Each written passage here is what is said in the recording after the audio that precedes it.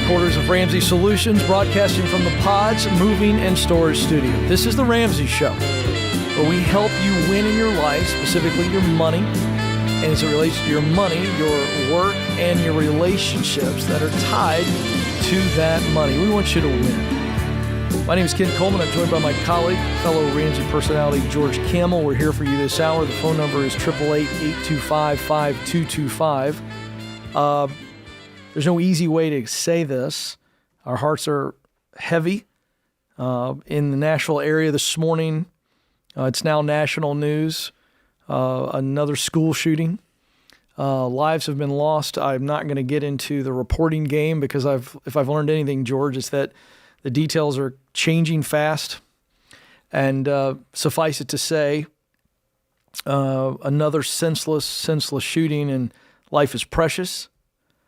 And life has evil in it, and it's hard to square those two. My daughter is being picked up right now by my wife because her school stopped to pray. Some of the students in her school know some students over there. So, again, details continually coming out, and unfortunately another story, but this time it's in our backyard. So hearts are heavy. Absolutely. Yeah, it's one thing for this to happen in the nation, another one for it to happen, down the street. Yeah. It becomes extra real. And I know you as a parent, it hits differently when you've got kids in school and this stuff's just happening, and it's sadly, it's another week, another shooting. Yeah. And it just breaks our heart. So our thoughts and prayers, obviously, with everyone affected and all the parents out there who are just dealing with this idea of your kid not being safe in a school in today's world. So God forgive us.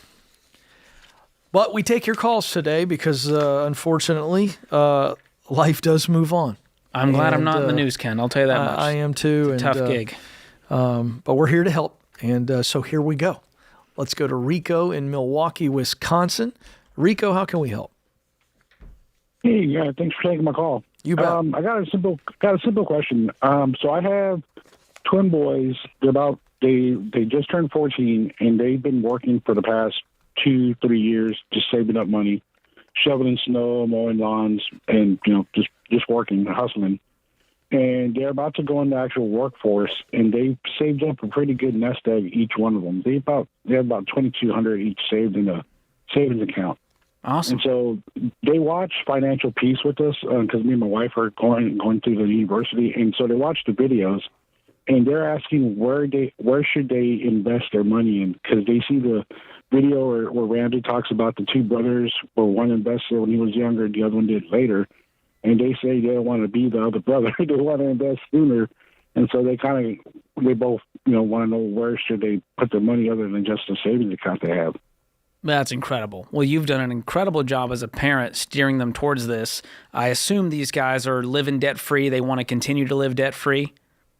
Yep. They joke around. It's like, Dad, we already got an emergency fund, so we just want to know where we can start saving up. I'm like, y'all don't have an emergency to fund, but in case you did, I guess that y'all already set up. Sure. But yeah, they want to, their goal is to be, millionaires at an early age. And I tell them all the time, they will like be. Parents.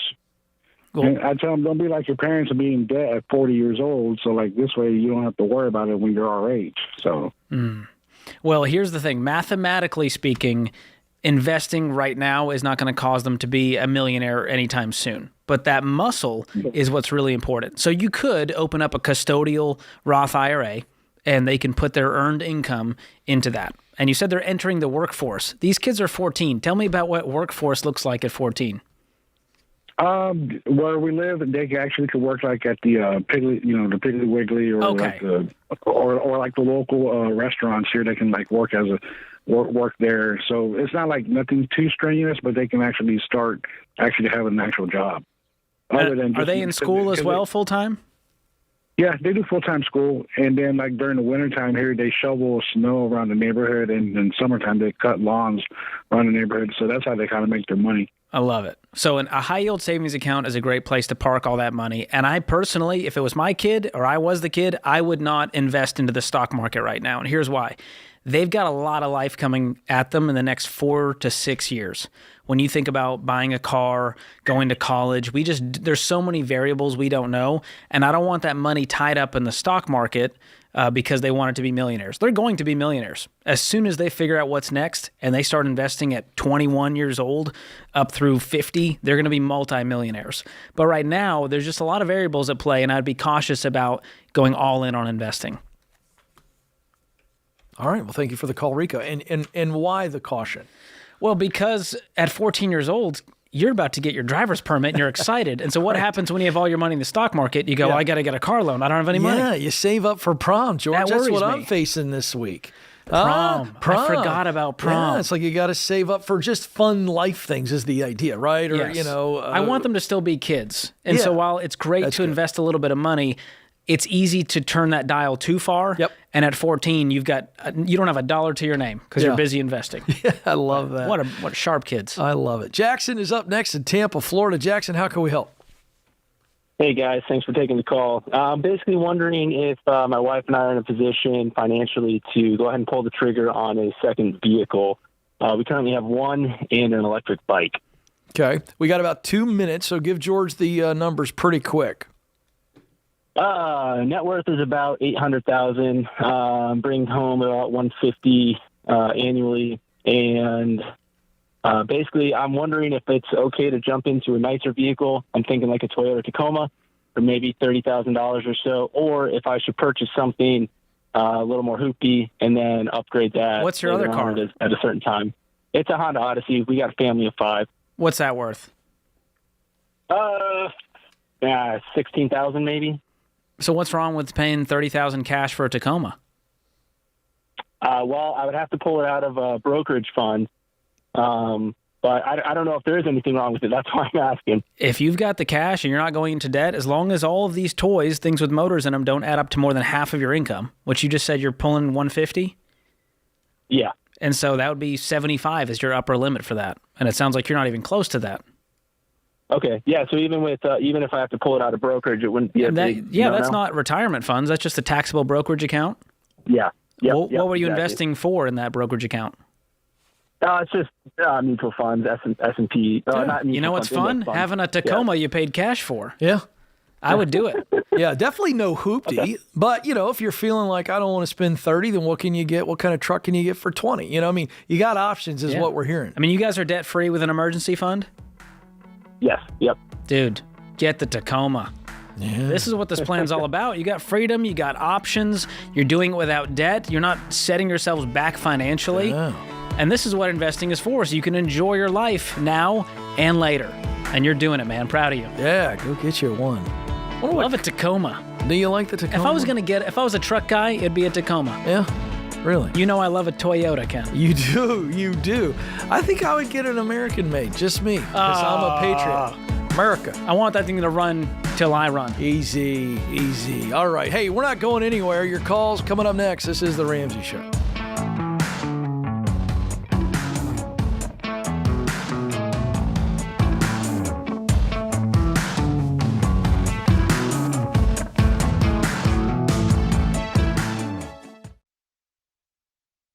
Y'all, there's a lot you can't control when it comes to healthcare, but there is something you should check out that can help. Christian Healthcare Ministries. CHM is not insurance. It is budget-friendly, biblically based health cost sharing. That means a community of members helping share the burden of each other's healthcare costs. They help people just like you in all 50 states. So see if CHM could be right for your family. Learn more today at chministries.org/budget.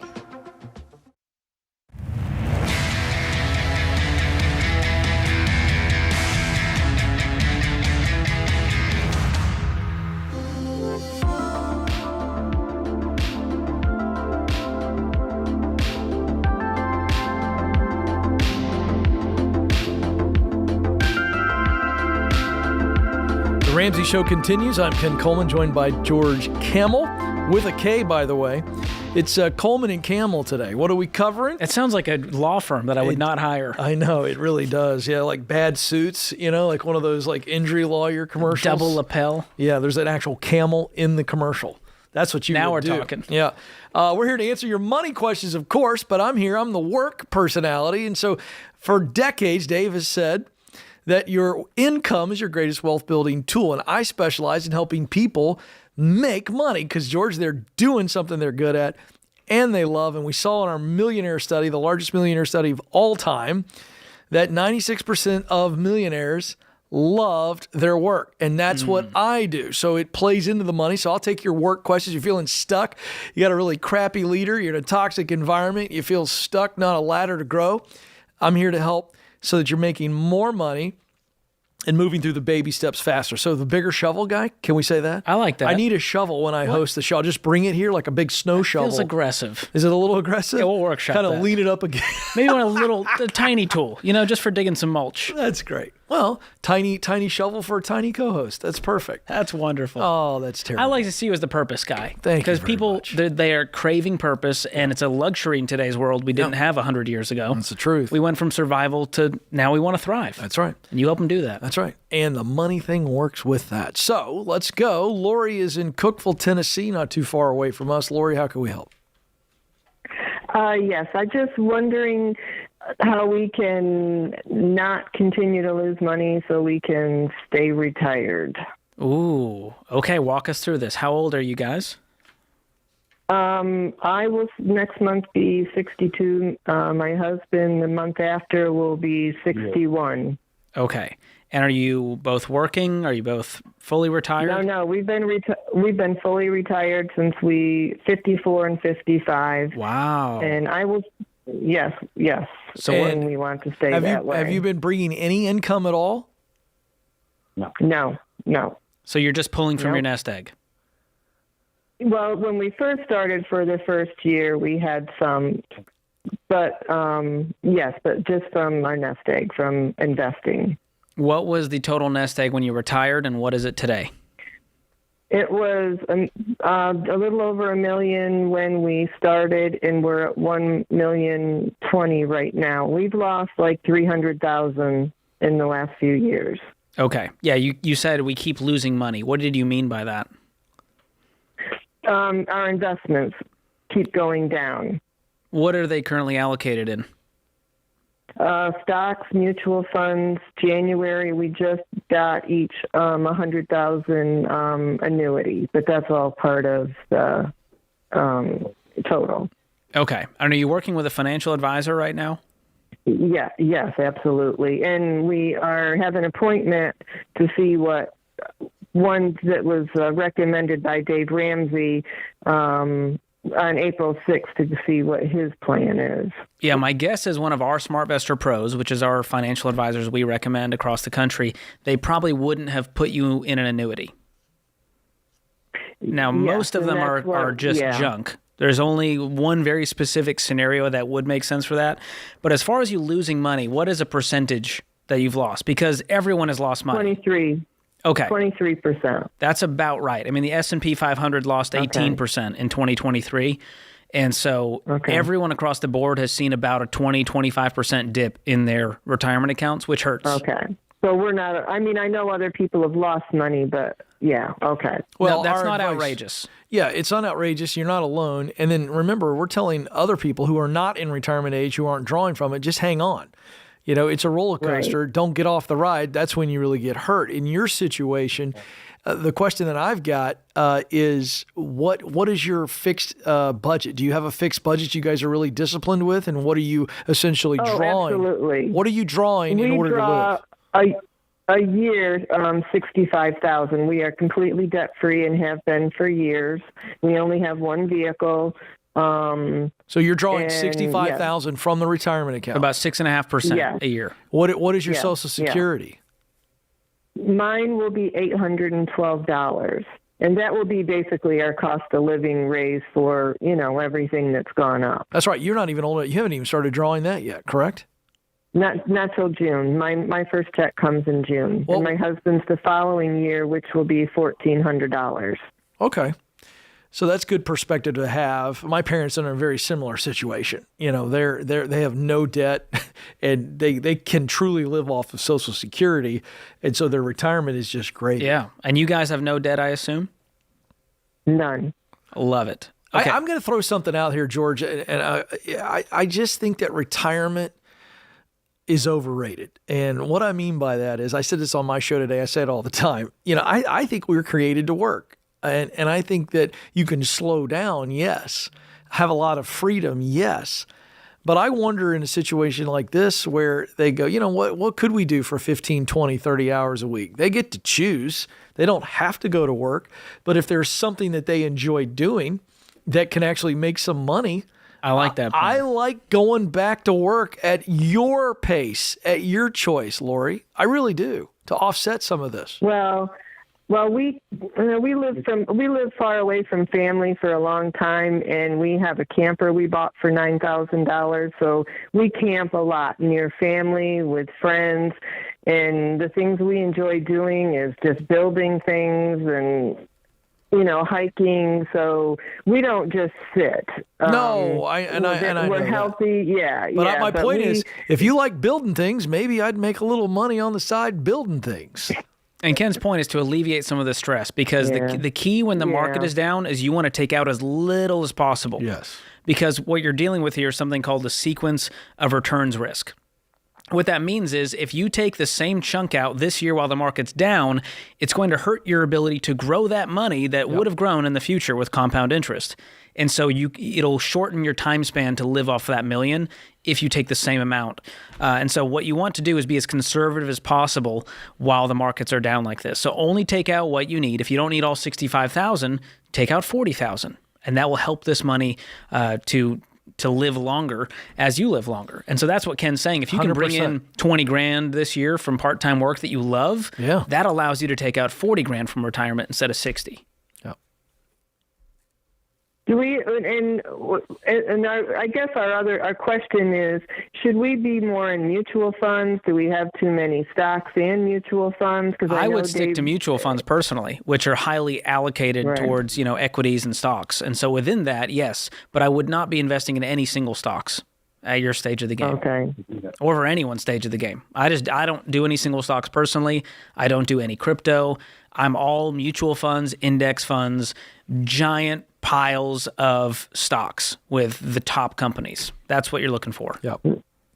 Okay. And our SmartVestor pros, and we want you to interview 2 or 3 of them, okay? And you want to find the one where you've got a good connection with them. You want them to be able to explain things where you understand, so you are making decisions, not them. But they're going to walk you through our investment strategy. And I think you guys are going to be in good shape. And again, I don't want to beat a dead horse here, George, but I gave Lori the advice I'd give my mom and dad. And that is, in fact, my dad, I'll give you an example. So my dad's actually doing this. He's a retired pastor, never made a lot of money. They paid their house off probably 20 some years ago. My mom and dad's household expenses is really low. Okay. It's less than $1,000. Okay. And Social Security more than covers them. But he's out filling pulpits, getting paid $500 a week, you know, just preaching. And it's not a lot, but I mean, that's more than enough for them. And so he's staying active. And he was just telling me on the phone the other day, I love it. My mind is fresh. He's still engaged. And the science shows that actually allows you to live longer. Yeah, listen, if you want to die quicker, I got 2 words for you. Stop working, and you'll go downhill faster. So there you go. You get to choose. But there really is something, I mean, I'm not joking around. There really is the data here on this. So I think retirement's overrated. Slow down. Well, I think the idea here is have a plan beyond I'm going to stop working. Yeah, I like financial planning for your future, freedom in your future long term. But not working? I don't like that. Neither does your body. Don't move. More of the Ramsey Show coming up.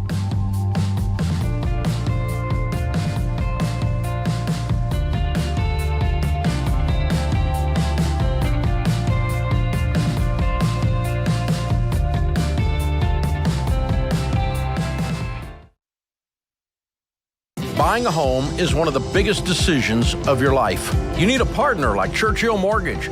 Churchill is one of the highest rated lenders in the country, and they're Ramsey trusted because they do what's right for you.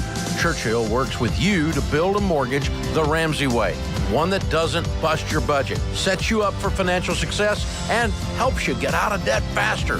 Go to churchillmortgage.com today and get started.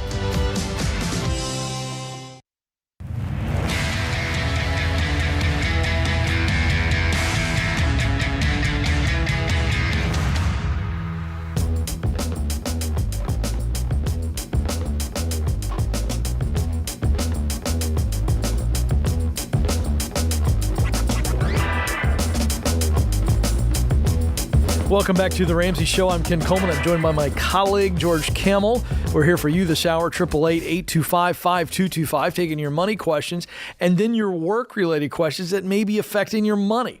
I'll be here to help out on those. By the way, if you're new to the program, whether you're listening or watching, George and I want to say a big welcome. Secondly, you're hearing jargon, baby steps and advice and philosophy, and you're trying to figure out how does this all work. We've got a wonderful tool for you to get started into this conversation, see where you are on this journey to having financial peace by going to RamseySolutions.com and click on Get Started. It's the Get Started button at RamseySolutions.com. Just take a few minutes and we'll get you started and plugged in to the resources that fit you for your journey. 888-825-5225 is the number. Anna is on the line in Asheville, North Carolina. Anna, how can we help? Hi. So my question is more honestly for my children, but it does relate to me. Thank you for your honesty. I want to know how are we saving enough money right now for our children for a more secure financial future when they become adults? How much are you saving? Right. So comfortably, we're able to put away between $200 to $400 between the two children. We're not completely debt-free. My husband and I are working towards that. We'll be fine. It's just that I don't want our children to be in the same position by the time they reach our age currently. How old I are want the them kids? to be set up. They're only 2 and 3, but I want to start now. Or is that silly? Oh, it to makes start you now? it makes you a really amazing mama bear. You know, there's no shame in that. Now, George has got a process that we teach here that I'm sure he wants to dive into, but I love her heart, George. Yeah, you're thinking the right way, and I love that you want better for your kids, and you don't want them to experience any financial pain like you guys have. But the truth is, just like on an airplane, they tell you to put your mask on first. And Right. that's what I want you guys to do for yourselves, is put yourselves in a better financial position by getting out of debt and having a fully funded emergency fund and investing for your own retirement before worrying about the kids. The kids got time on their side. They're 2 years old. True. And so I just don't want to get to the place where they're, now 18 years old and now we're just thinking about putting something.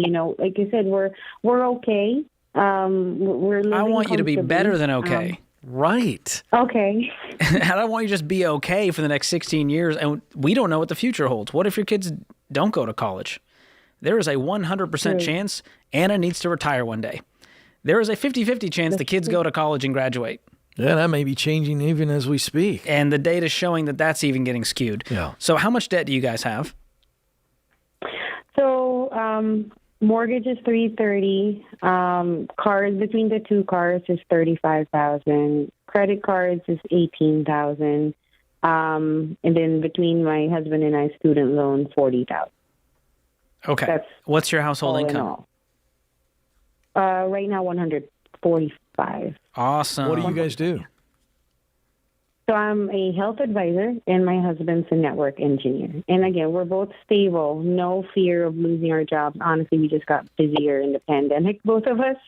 So, I really don't foresee any troubles in the near future. And we do have some cushion saved up for our monthly bills. We're at like 3 months okay right now. Again, it's just these debts, or like the car payment, the car loans and stuff is something that we've accrued, honestly, in the last 2 years, just because we bought a minivan, because now we have 2 children, things like that. So it's not. What's the interest rate on those credit cards? We have one that's 5.99. I think there's one that is the Amazon one is the 17, but that's only 2,000. Okay. Yeah. Let me lay this out for you, Anna, to make it real. It'll be much more digestible for you. So we're going to ignore the mortgage right now. You guys have $1,000 in the bank. Anything outside of that, let's start throwing at this debt. You have $93,000 in consumer debt. You guys make $145,000. Based on some napkin math, how quickly could you pay off $93,000, making $145,000 if you were super focused? Very quick. 2 years or less. Yeah, 2 years. I was going to say we can do it. Okay. So think about this future, though. You now have a 4-year-old, but you have no debt, and you're working towards that fully funded emergency fund. You still have 14 years to help them cash flow college, but here's the difference. You don't have any payments anymore. So how much more could we invest 2 years from now? Hundreds, if not $1,000, right? Chills. Honestly, it makes so much sense. It's just that, I guess that is, I didn't want to wait any longer. And you're doing it from a beautiful place. You have a wonderful motivation to help your children. My worry is that they have to help you because mom and dad didn't prepare for retirement because they were busy helping us go to college debt free. And so we're talking 2.5 years from now, you're in a different place, Anna. And I'm so proud for where you guys are going. I know those kids are going to go to college debt free if they choose to go at all. Yeah, Anna, so the answer to your first question is no, you're not. You're going to stop that. In fact, whatever you've put aside, you're going to pull all of that, and you're going to start attacking this debt with our debt snowball, the smallest debt first, knock that out, take the minimum payment on that you've been paying or whatever, and you're just rolling it. And George, have you guys taken Financial Peace, or have you read Total Money Makeover, or are you just listening or watching the program? What's your exposure to us?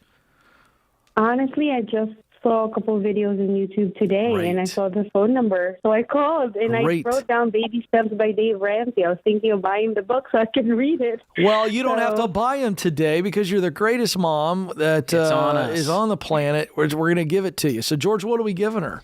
Financial Peace University? I think Financial Peace University, yeah. 100%. Let's get her in a community of people that are walking through the same journey. You'll find that community is huge when you start a journey like this. Because here's what you're going to do. You're going to run into some people who try to talk you out of this stuff because it makes just too much sense. Your words to George moments ago, it just makes so much sense. But because it's making so much sense, you'll find that this world is full of uncommon sense and very little common sense. So that's why people are like, it just makes too much sense, George. What's wrong with the picture? I love that it's so simple because then even a dummy like me can understand it. Oh, and George, you're no dummy. I appreciate that. I'm excited. Thank you guys so much. You're so welcome. So hang on the line. Austin's going to pick up. We'll get you that. But Ken, I want to do some math for Anna real quick on the college savings side. Because she's worried there's not going to be enough. Love it. Break it down. But we just told her 2 years from now she's going to be debt free. That's right. The kid's 4 years old, which means you still have 14 years until they turn 18. Yeah. If you just invest $400 a month, that's $4,800 a year. Tracking with me? I'm still with you. For 14 years. With the average rate of return of 10%. Which is what we've seen with the S&P 500. It's actually been closer to 11.5. I like what you're doing. You're being conservative. Here's how much you'll have 14 years later. $135,000. Now tell me, if the kid's working a part-time job, has got some scholarships, and you have $135,000, can these kids go to college debt-free if they choose the right college and the right major? Yeah. Maybe stay in state? And what if your kid doesn't want to be a lawyer or doctor, and by that time, I'm predicting that higher education is going to be largely irrelevant. Oh, the next decade of higher ed is going to see a lot of things. Now they're going to have a lot of money to get trained, whatever that means, to do what they really want to do. So you win in the end. Regardless of college or not college, you're going to be able to use that money that you've invested in their future training and education very wisely. So it gives me a lot of hope. But the problem is, Ken, we're trying to do 17 things at once. Yeah. We never get out of debt. We never have a fully funded emergency fund. We're trying to invest for retirement, throw a little for the kids' college, and 20 years later, we're exhausted. We're exhausted well before that. Goodness. That's why we're wasting so much money at Friday happy hour, drinking our faces off. Wow. I didn't get the invite, Ken. Well, because you and I don't do that. You and I? No. We play spades with our wives and have popcorn. We're playing cricket. Yeah, what? Really? Cricket? It just felt like a Ken Coleman sport. It's more your speed. I'll tell you what's my speed. More calls from real people who want to win. How about that, my friend? You ready for that? Quick commercial break. He's George Camel. I'm Ken Coleman. This is The Ramsey Show.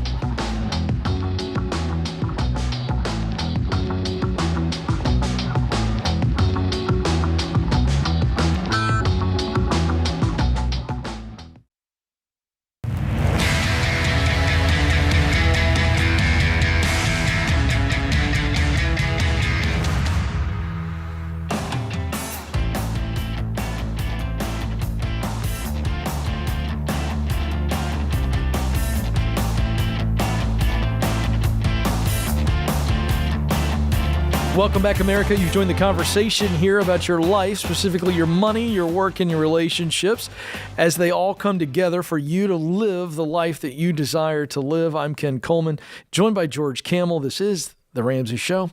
The phone number is 888-825-5225. That's 888-825-5225. And George, it's that time of year again. I'm going to recuse myself from this because I say the word tax and I start to seethe and I start to think bad thoughts, and then I don't want to say anything bad. Have you filed your taxes yet, Oh, Ken? yeah.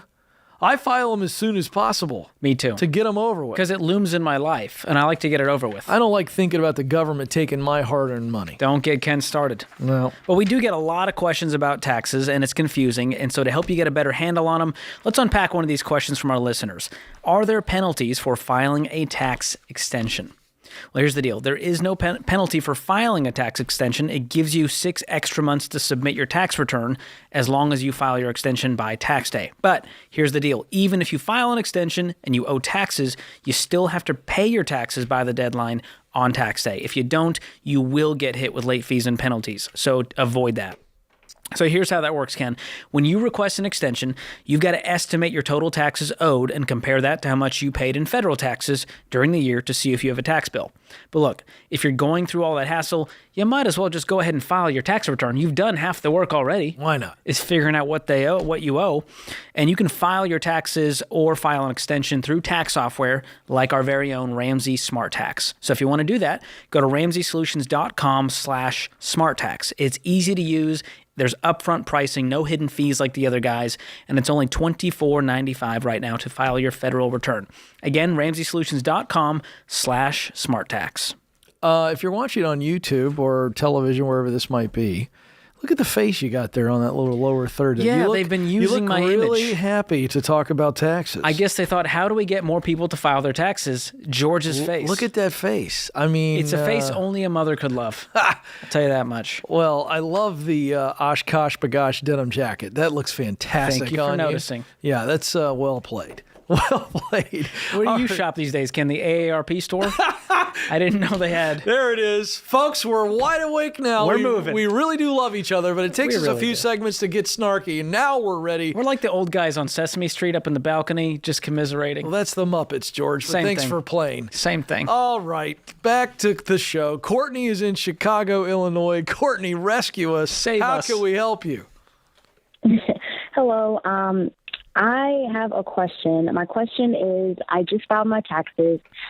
We couldn't have planned that any better. George, did you set this call up? No. All right. Happenstance. Courtney, you just filed your taxes. How you feeling? Yes. I'm not feeling too great. I owe the IRS about $6,500, and that's about the exact amount I have in my savings right now. So I'm trying to figure out how I should pay that off. Okay. Well, the good news is we don't owe this money quite yet. We've got a little bit of time, right? Right. Until tax day.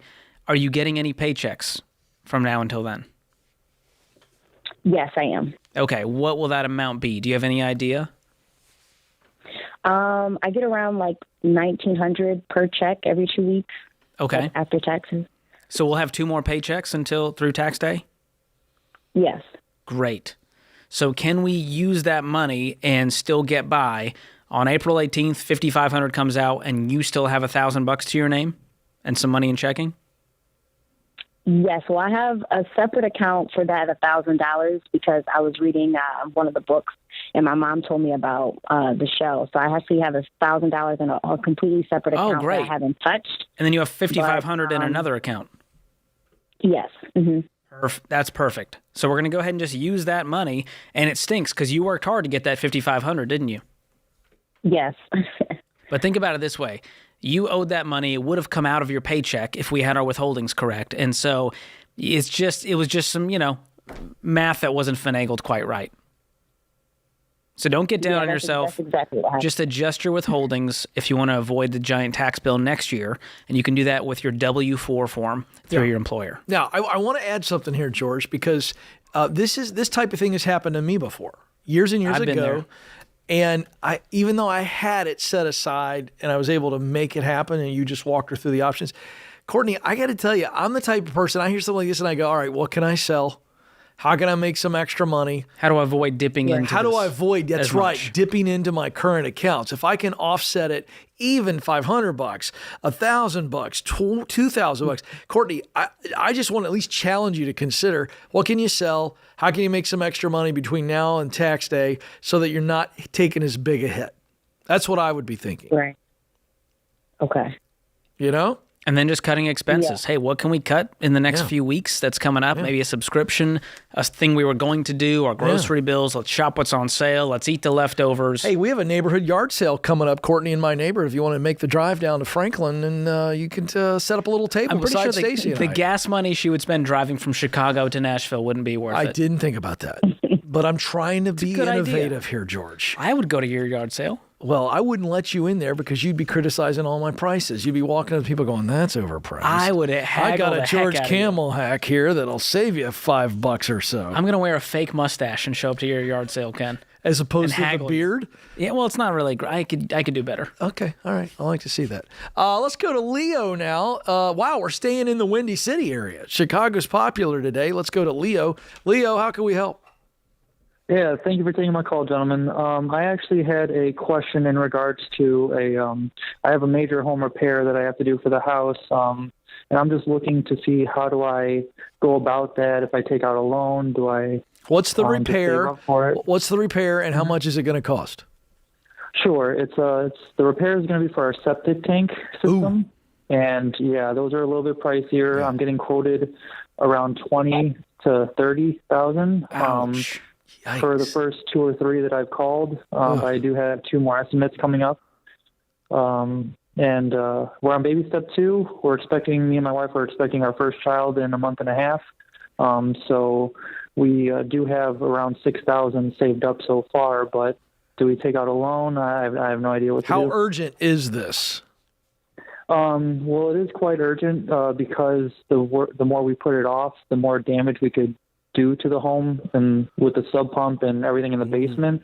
So right now, for example, without getting into too much detail, but the toilets won't even flush that well. Well, you handled that way better than I would have. I'd have been like, it's a 4-alarm emergency. Can't flush the toilets. Yeah, so I have a system right now set up that's kind of a Band-Aid, but it's not really Have you asked these companies if there's a temporary fix that can get you by for 6 months? Yeah, I actually spent around close to $3,000 already for a discovery for them to dig it up and jet the pipes and all that, and nothing helps. Oh, boy. So they have to actually just really replace it. And you said this has to happen soon. Are we talking a month from now, 2 months from now, 6 months from now? Or like next week? Toilets won't flush, George. I'm going to go with tomorrow. Yeah, yesterday, honestly. But what money do you guys have access to that is not debt? You said you have $6,000 in savings. Yep. Anything you can sell? Savings. I mean, we do have. We have 2 hoopties, and my wife's car is really nice, but all 3 of those are paid off. I mean, I could let one of those go, but... Do you need 3 cars right now? Oh, well, I use one for door dashing on the side as a side hustle, and I keep they're both very not valued cars. I probably only get about $1,000 for either of them. And then how about healthcare? What are we looking for as far as the bill for the baby? Do you guys give us good health care? We do have, we have great health care through my job. So we'll be okay as far as, I feel like we'll be okay. So right now with our bills and everything, we're able to save close to $3,000 a month. I'm probably selling Mama's nice car in order to get this thing taken care of, and we'll get her another nice car later. But right now we got 2 emergencies. We got a baby on the way and a septic to replace. And so we're going to have to get real drastic. Yeah. Wow. Tough situation. That's tough stuff. Thank you for the call, Leo. And George, good hour. I want to say thanks to James and the crew, keeping us on the air. And to you, America, thank you for listening. This is your show. This is The Ramsey Show.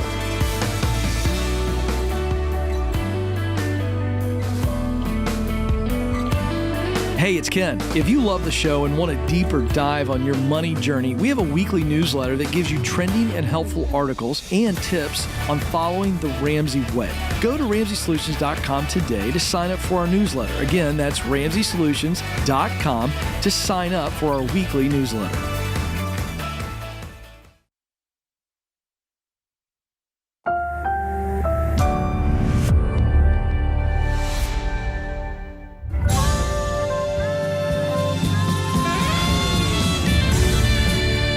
Live from the headquarters of Ramsey Solutions, broadcasting from the Pots Moving and Storage Studio, this is The Ramsey Show, where we help you win in your life, specifically your money, your work, and your relationships. All of those are tied together. We want you having true peace so that you can live the life that you were meant to live. I'm Ken Coleman. I'm joined by my colleague, George Campbell, this hour. Both of us are Ramsey personalities, and we're here to take you through your calls. 888-825-5225. 888-825-5225. George is our money expert. I'll help you out on any work-related issues that may be holding you back. Your income is your greatest wealth-building tool. I want to help you get that bigger shovel to get out of debt and get through the baby steps faster, so we'll take those calls as well. But first, George, the internets are aflame. Wow. Let me say that differently.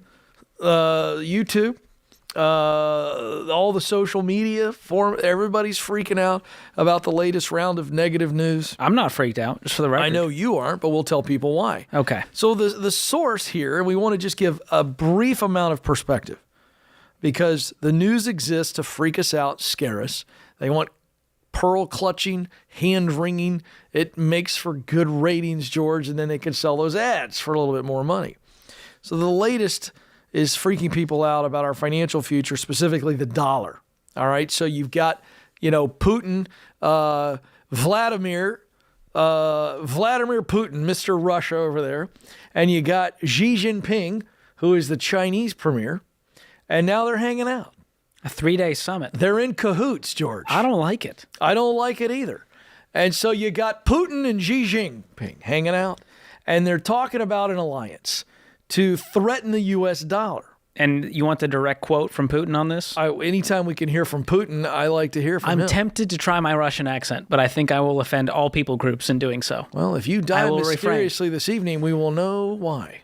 Okay, I so badly want to do it. I'm so nervous. Just do it. It's an entertainment show. We are in favor of using the Chinese yuan for settlements between Russia and the countries of Asia, Africa, and Latin America. What are you? He's watched too many James Bond movies, but I will applaud for that. That's pretty good. So there's the quote. He's saying basically they want to switch from the dominant dollar. Oh, sure. And move to the Chinese yuan. Yeah. So, which could hurt America, obviously. So you've got two schools of thought when you see news like this, right? You can go out on the internet and you can see a whole line of articles and opinions saying, this is really scary. They're going to collude. They're going to knock the dollar out, and they're going to take all of our savings. It's just going to be an absolute disaster. And then on the other side, you got just as many experts and economists and people going, you know what?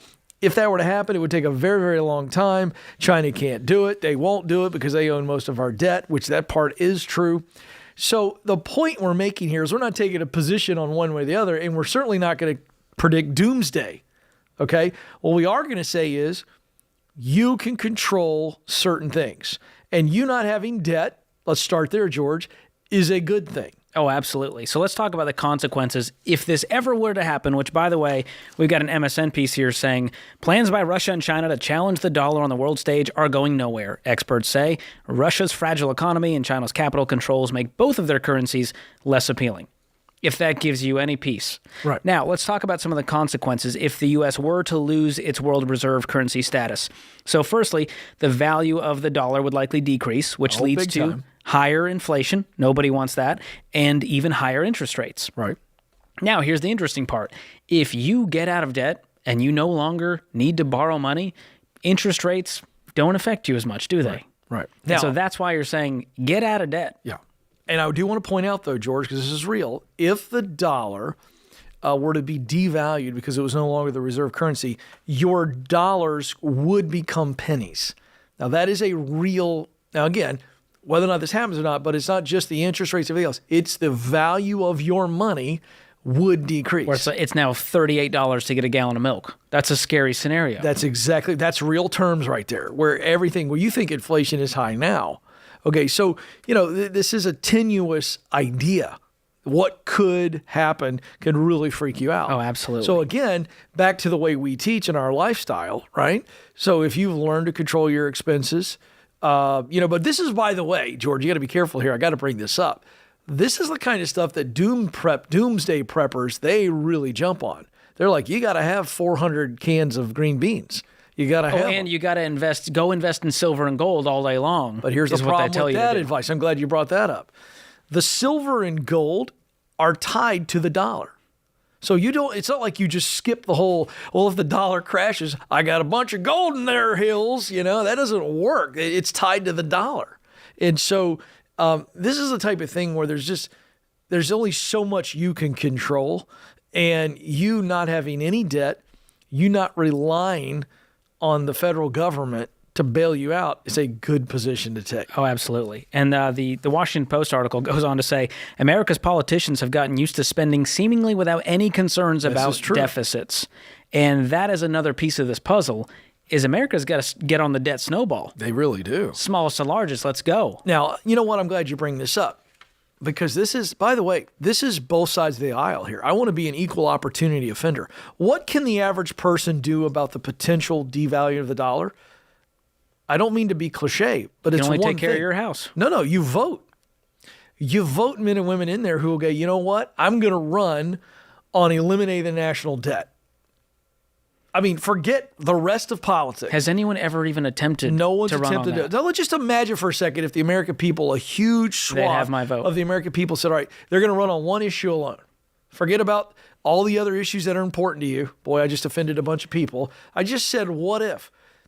What if we had a Congress that said we're up there to actually kill the debt? We're going to pay the debt down, and America is going to be debt-free. For some of you who think this is a preposterous idea, many states in this country have a constitutional amendment where they must balance their budget. So it is doable. There are state governments in the United States right now, by law, they must balance their budget, George, which means they don't have debt. They got to balance it. It can be done. I like this plan a lot, Ken. And if you're running, you've got my vote. I'm not, but I will tell you, there's one guy I know that if we stuck him in a room full of people for 30 days, I promise you Dave could get a budget together. Dave Ramsey could put a budget together that would balance the budget. I'm here for that. I think America's cheering you on right now. No, I mean, he's not running. But what if we took Dave up there, we made everybody get in the room, they couldn't leave until they agreed to the budget he came up with? I would turn on C-SPAN to watch that. Could you see Dave going to D.C., James, with this quickie budget for him? All right, America, we're going to do the quickie budget here, and then we're going to work through this. In 90 days, we're using every dollar. We're going to get the federal budget balanced. That's an insane asylum for Dave, to have to be in that room with those people for 30 days. Yeah, I don't know if he'd survive. Yeah, he would, because no one else could talk. He'd love it. He would just tell them how it's going to be. Give Dave the mic, only his mic stays on. He's got scissors, he's got the chain, he's got everything. It's all his props. Here's what we're doing. We're not leaving until we balance the budget so we can pay off the federal debt. It's the world's greatest debt snowball. I love it. Well, hey, I'm sleeping easy at night. I'm not freaked out about this. You shouldn't be either. Focus on what you can control, which is your life, your money, your house. It's that simple. That's a good word. He's George Camel. I'm Ken Coleman. This is The Ramsey Show.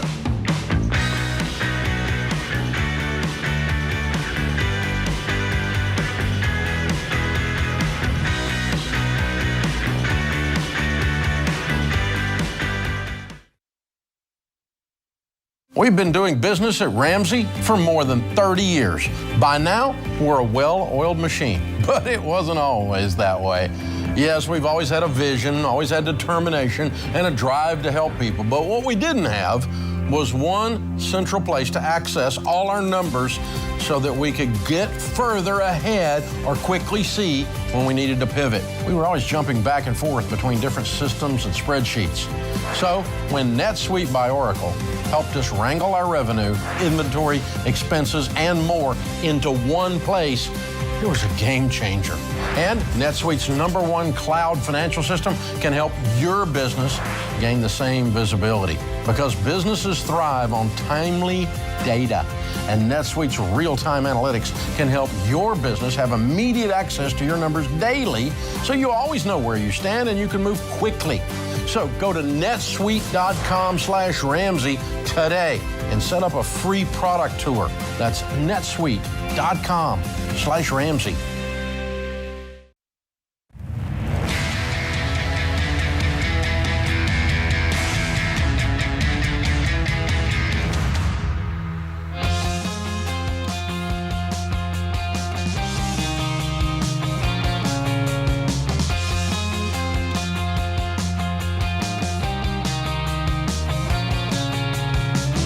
Welcome back, America. You've joined the conversation about your life, your money, your work, and your relationships.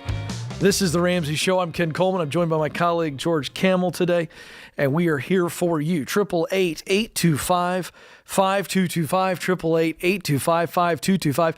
I do want to mention that the weather's getting warmer, spring is in the air, and we love when people come to the studios. And we got a great group of people out in the lobby today of Ramsey Solutions watching the show, looking at us like we're zoo animals. And so we had some students on spring break, George. I mean, it's always fun. So come see us. If you're in the Nashville area, we'd love to see you. It's a good time. All right, let's go to Baltimore, Maryland. Chi-Chi is there. How can we help? I know it's Chai-Chai in my heart. Is it? What? Chi-Chi? Yeah. Is it Chai-Chai? Yes.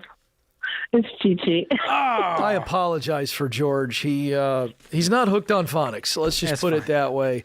Chi-Chi, I love the name. What a cool name. How can we help? Okay, so I am very thankful to even be getting any of your time. I really appreciate it. Well, you're awesome. So my current situation is that I just basically got out of homelessness. I'm living with my parents now, and I go to school part-time, and I work full-time within the field I'm trying to graduate from. I have about $5,000 in consumer debt, my credit card, that just piled up, honestly, when I was like living out my car. But now, like, I've been getting my first checks, and I just got current, so technically I feel like I'm on baby step like 0.5 because I have half of the savings for baby step 1. But my issue is just, should I get another job on top of this? Like, I don't mind, honestly, working that much. It's more so just, like, is that a viable option? Yes. Like, when it comes to taxes? Because I've done that before, and okay. Yeah, here's one. Because you're willing, that's all I needed to hear. Once somebody like you says, I'm willing to do it, I think you do it because you have just overcome tremendous amount of challenges. Feels like you're in a safe and stable situation with your parents. And I like working that second job because you're going to get through baby step 1 so much faster.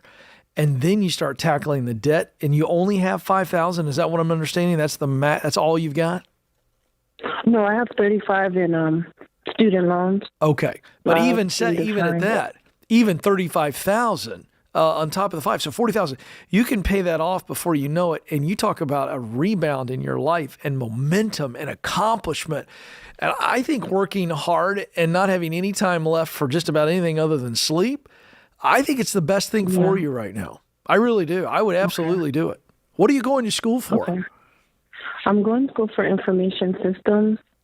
I switched from psychology because I kind of realized like I like working with special needs kids, and these accessories they have aren't as, savvy as I would have thought. So my attempt is just to get into a program or some kind of like foundation that's aimed at creating apps for special needs. Okay. Are you cash flowing this? So you're living with mom and dad. Are you cash flowing the school, or is this part of the student loan debt we're dealing with? That's honestly what I'm doing for school, cash flowing it. It's my in-state college. So it's about $4,000 for 3 classes, which to be honest is pretty good. So I was just going to cash flow it, pay it off during the summer, and the same thing for each semester. I'm a junior technically in psychology. So when I transferred from my older college, I'm like 27, and I left college when I was like 22. So I transferred, and they pretty much said I'm about 70% done. So I have about a year and a half. Awesome. What are you doing for the full-time job, and what do you make doing it? I'm a help desk analyst at like a local gym, and pretty much 40, but that's before taxes. After taxes, it's like 30. So 40K at the full-time job? Yeah. Awesome. Well, here's another option, too, you can look into. Is there a full-time job to where you can stick to 40 hours a week, but you could make 50 doing very similar work? Okay. That's another option. Yep. But for now, go get that side job while you're looking for that new full-time job. Because, I want this to be sustainable for you, so you can always scale back. But if you can even get out of this credit card debt and cut up that card and close the account, you're going to be in a different place financially. Yep. Okay. Wow, I'm just so proud of you. Open for, No, that credit card is not a crutch. They're not your friend. Okay. It's only going to compound the problem. That's right. Listen, Chi-Chi, your parents have opened up their home to you, and in this season of getting stable, there's just no reason for a credit card. There's just not when you got their support system. Am I understanding that correctly? I mean, they're totally supporting. Yeah. So you don't need the credit card. People in your situation think that the credit card is the fallback. It's this emotional safety net. But that's why George at 25% interest. That's right. That's why we want you to get that baby step one, $1,000 in the bank account as a true emergency fund. Plus you got mom and dad. You got a safe haven. You just don't need that credit card. And with very little living expenses, you're going to find some traction real quick as soon as you get this other job.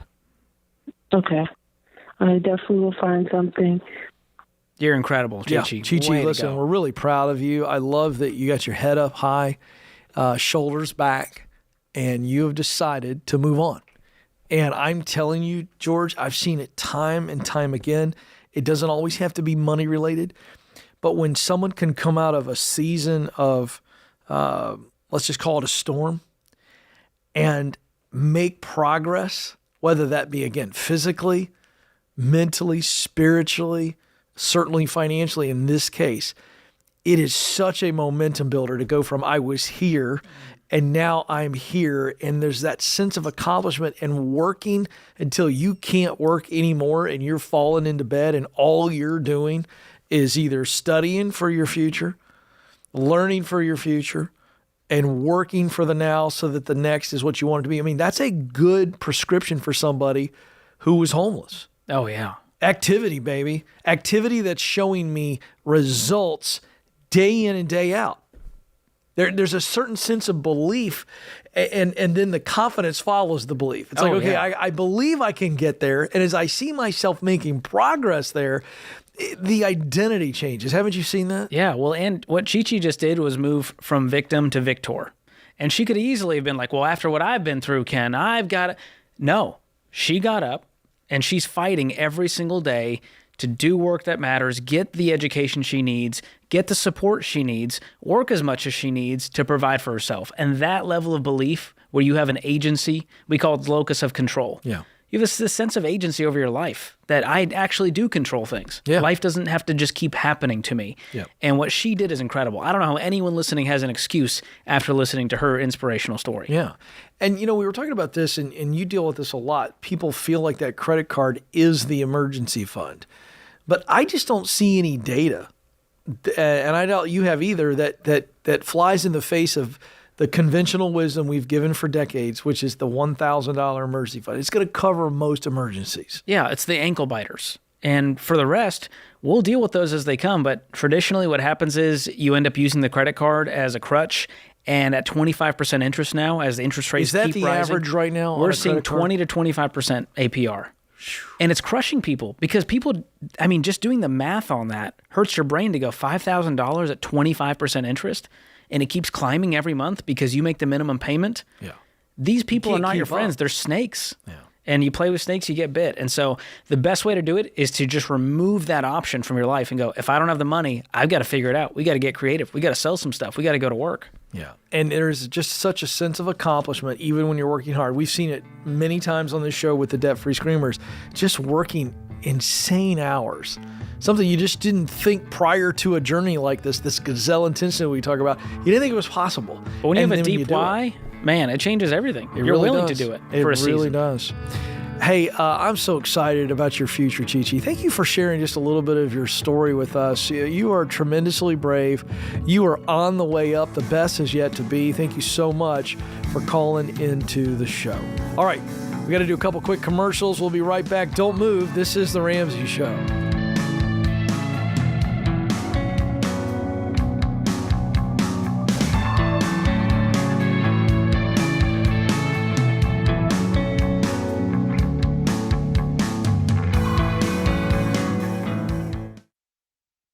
What makes our show unique is that we genuinely care about our listeners. We're intentional about choosing the best advertisers to recommend.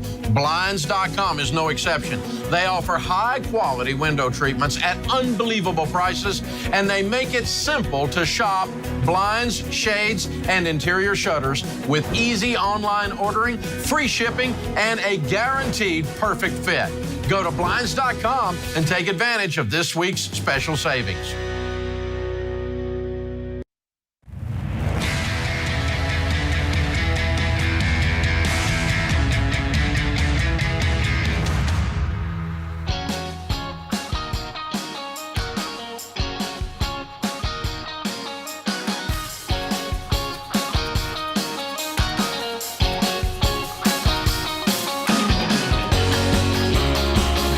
Welcome back to The Ramsey Show. Thrilled to have you with us. I'm Ken Coleman. I'm joined by George Camel. We're here for you this hour, 888-825-5225. That's 888-825-5225. Today's question brought to you by Neighborly, your hub for home services. When something in your home breaks, Neighborly is the name to remember. And with the Neighborly Done Right promise, you know you'll get great service from their network of local home service providers. Go to neighborly.com today. Today's question comes from Tony in Colorado. My wife and I recently started Financial Peace and really enjoyed it, and it inspired us. As a result, I started working overtime at my job so we can hammer out our debt. We originally agreed I would work 4 shifts of overtime, which is about 30 extra hours per week, but after just 2 weeks, I feel guilty for leaving my children. I've got 2 girls, 2 and 7. I'm leaving them so often and leaving my wife to care for them all day, every day. Even at this pace, it'll be 13 to 16 months before we're out of debt. Should I cut back on my overtime a shift or two to be more present as a father for my children and more present as a husband for my wife? Or should we both stay the course, attacking our debt until it's gone forever? All right, I'm going to answer this how I would answer it. George, you can weigh in. I would stay with it. I would stay the course. I might alter it from time to time, meaning I'd commit to it for as long as possible. And then if there's 1 week in a given month where I'm going to pull back a little bit just to kind of soothe my heart. Because here's the deal. The 2 and the 7-year-old, while obviously missing their dad, they're so young that it's not having a negative effect on them right now.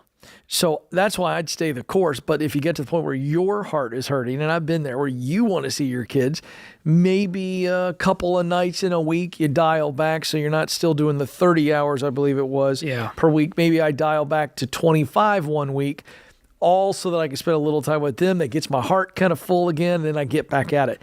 I just think it's the rhythm that he's got to listen to his heart and determine the rhythm that way. Well, just based on how he's phrased this, he said, I feel guilty. So what it tells me is reality may be different. I agree. Have a conversation. Have a conversation with your wife and say, hey, how are we doing? I want to check in. I know this is a lot. And she may go, oh, all good here. Right. And it may just be in his head. Now, if she says, this is a lot, it's crushing me, I need you here more, let's dial it back. Now, here's the numbers on baby step 2, which is where you guys are at, getting rid of this debt. The average time it takes people to get out of all consumer debt is 18 to 24 months. Currently, you are on track to do it in 13 to 16 months. And so if you dial that thing back and it takes you 18 months, 20 months, 22 months, you're still on track. Now, if you said, hey, it's going to take me 4 years to do this, if I cut back, I'd say, no, we got to keep going. This is a big pile. But based on your numbers, That's reasonable. Let's scale it back, but also don't let the guilt cause you to make a decision. Let it be from a real conversation. That's right. Good advice there, and thank you again for the question. All right, back to the phones we go, 888-825-5225, taking your money questions, of course, and I'm here today to give you some perspective on work, if that's somehow gumming up the whole process or just making it hard on you. Life is too short to work in a place that diminishes you and depletes you. So if I can help on that, I bet you we can find you some more money in the process. All right, back to the phones we go. Dolores joins us now in Orlando, Florida. Dolores, how can we help? Hello, thanks for taking my call.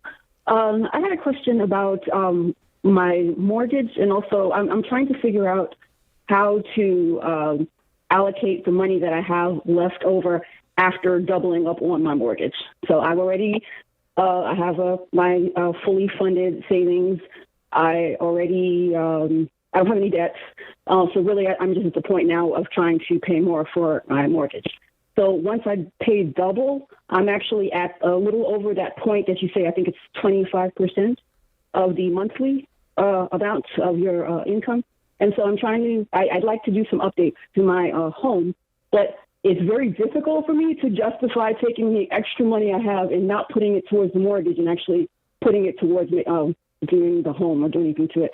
So I was just curious what your, just basically an opinion of, does it make sense to hold off on doing any kind of updates or anything like that to the home now and just pay off everything? Or am I just being stingy with myself? So what are these updates? Updates, nothing huge, just things I want to do to make my home more comfortable. Things like, fixing, windows, screen doors, just simple things, nothing that has to be done. Okay. What would it cost to get all this done? I'm guessing probably at this point, probably about $30,000. But like I said, it doesn't all need to be done. And quite frankly, it's nothing that's necessary. So we can chip away at this over time. Yes. Okay. If I'm in your shoes, here's what I'm doing. I'm going to set a goal in both areas. I'm going to set a goal to pay off a certain amount extra on the mortgage, and I'm going to set a goal to save up enough to do some of these repairs every year. And so if you have both of those, you won't feel like you're out of control in either area. So what's left on the mortgage? $66,000. And what's your income? Before taxes, so gross is $100,000. Awesome. Okay, and right now you're making double mortgage payments. Yes. Okay, so if we kept the double mortgage payments, how many years would it take to pay off the house? It'll be 5 years. That's awesome. And how long would it take with the extra money then to do all these renovations and updates? Well, that'll probably take a little bit more than 5 years, considering all the things I want to do. I mean, just paying for a screen door to a patio is like $10,000. So that will take a little longer. Okay. So you could even dial back the mortgage and say, hey, I'm going to pay it off in 6 years, but I'm going to get these renovations done in the next 3. See, when you're through baby step 3, we say you're moving from intense to intentional. And so I love that I had a big goal of paying off the house early. So I attacked it as if it was consumer debt because my wife and I just wanted it that badly.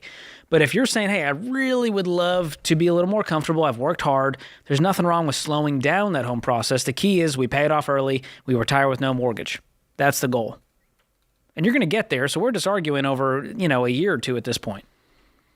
Right. So all right. I think that Yes, thank you. I hope that helps, but it's a tough one, Ken. When people get to that stage, there's so much guilt because you want to see the mortgage gone, but you also got to live your life, and the windows need to be replaced. I agree with you on that. I loved how you broke that down. I mean, you don't want this ultimate goal to end up, for the future, to end up hurting you in the present. And you're still making headway, but you got to live. But I remember that. Like any outside expense when we were paying off debt years ago, Stacey and I, it irritated me to no end. Yeah. It was like I wanted to suspend life and go, whoa. Can you come at me, life, after I get through this? Yes. And that's just how it goes. I like to split the difference. I think it feels like you're not out of control on either side if you just go, we're going to allocate $5,000 or $10,000 a year towards home renovations. That's simple, right? Yeah. We're going to throw $1,000 a month into a savings account for home repair. That's $12,000 a year. Yep. The rest is going towards the mortgage. Yeah. And set a goal in that area. Yeah. Do you have a home repair? Do you do that? I pay a guy. So we have the home repair fund that goes to pay a handyman when and if we need one. Yes, right. I know you don't do it. See, you thought I was confused. See, that's why I'm a fan of our friends at Neighborly, because I'm like, I'm not doing the DIY game. Oh, no. Have you been to Lowe's? It's very stressful. Some people love it. Now, I got to tell you, this is interesting. I enjoy a jaunt up and down the aisles of Lowe's or Home Depot. I'm just picturing you jaunting up and down the I do. aisles. I do enjoy it. Now, meaning I enjoy the purchase process and kind of, but I don't enjoy doing any of it. I love the smell of lumber as much as the next guy can, but to try to find an employee to find the 3-inch screw that I need that I saw on the website, I mean, they don't know what's going on. They're just walking around going, I thought it was in this section. They must have moved it. You look at the signs on the aisle, then you go and you look up and down at all the screws. It's a 5K to get through those aisles, Ken. The place is giant. All right. They got little legs. I don't mind it, but I do. You and I both are challenged. We're handyman challenged, that's for sure. I like to support local businesses. Yeah, you know what? See, it keeps the economy going. That's all we're doing. It absolutely. And you know what? By the way, this is why the whole envelope system, which is now every dollar, that's why it works. You go in, you go, oh, for crying out loud. Got to pay the handyman. I got to fix a window. And with inflation these days, who knows how much a new window costs? It's pricey, Ken. Yikes. All right. Thank God can we just say thank God for all the handyman and handy women out there, respect. men and women out there that help us out. And the DIYers who go, I'm going to do this myself. No, I don't have any love towards them at all. It's all jealousy. All jealousy and envy. Green with envy. Green with envy because I can't fix anything. I can barely put gas in my car, and that, I need the YouTube video. But hey, I digress. We can help you out with your calls, though. That I promise. Don't move. This is The Ramsey Show.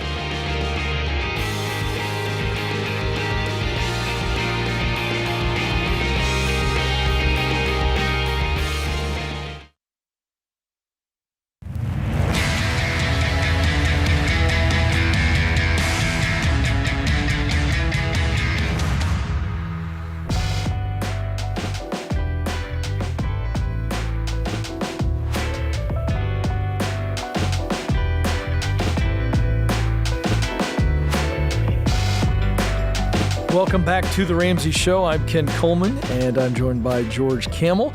We are thrilled that you are here with us. The phone number to jump in is 888-825-5225. And, well, if you've been paying attention at all to social media or the news, you've probably heard the phrase quiet quitting. Have you heard this, George? Oh, yeah. It's all over. Yeah, There's a new one now, too.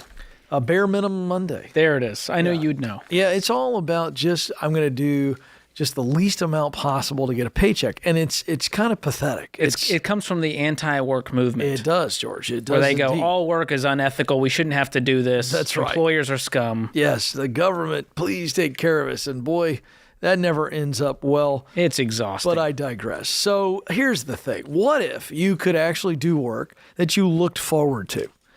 Because you were good at it, you enjoyed it, and it created results that you cared about. That's what I would call the dream job. It's not this far away thing, Pie in the sky. No, it's actually, I just spend most of my day using what I do best to do what I enjoy to create results that matter to me.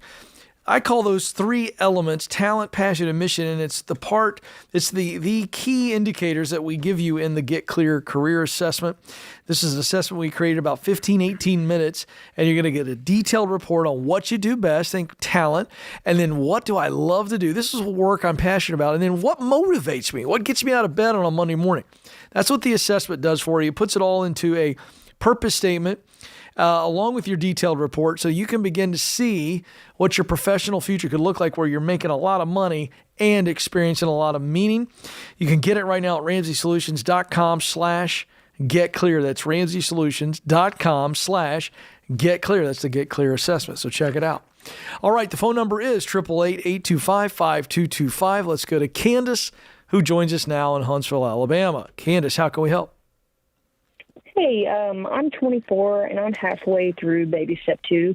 And my question was, would it be a bad or a good idea for me to pay for my mom's life insurance?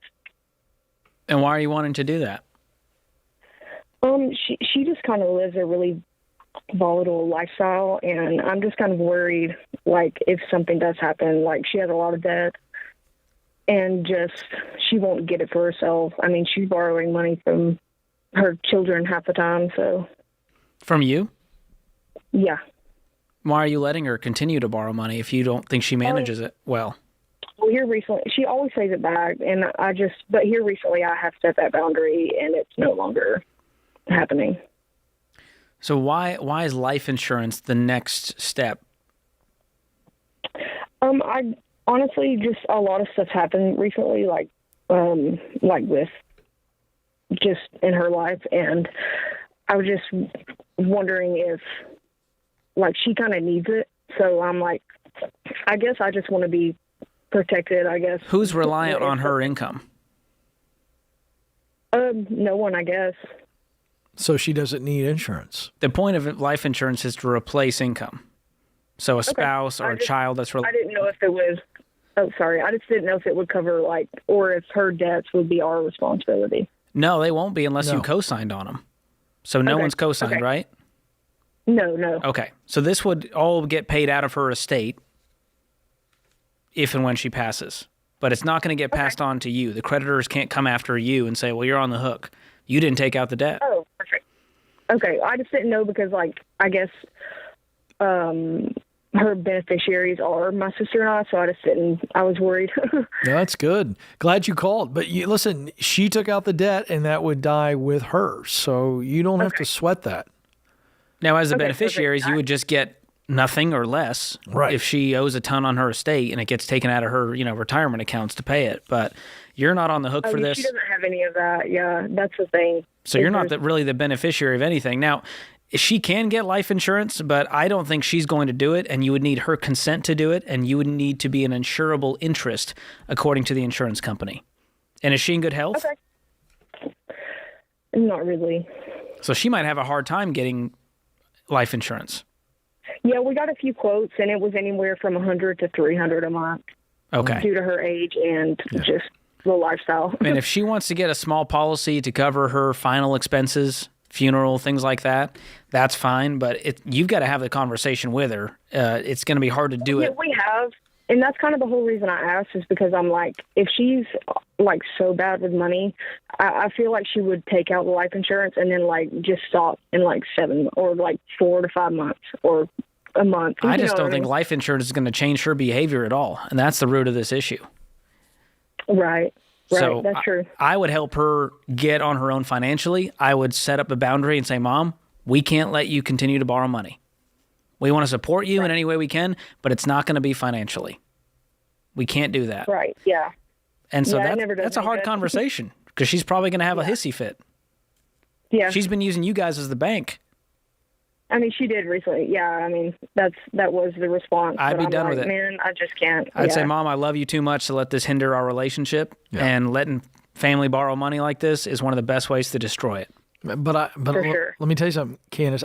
I would expect, hope it doesn't happen, but even though you said there's some clear boundaries now, I would expect that she's going to come back again, and you need to be prepared for that. Oh, absolutely. And she's probably going to throw a tantrum and make threats and say, "You're not getting." It's fine.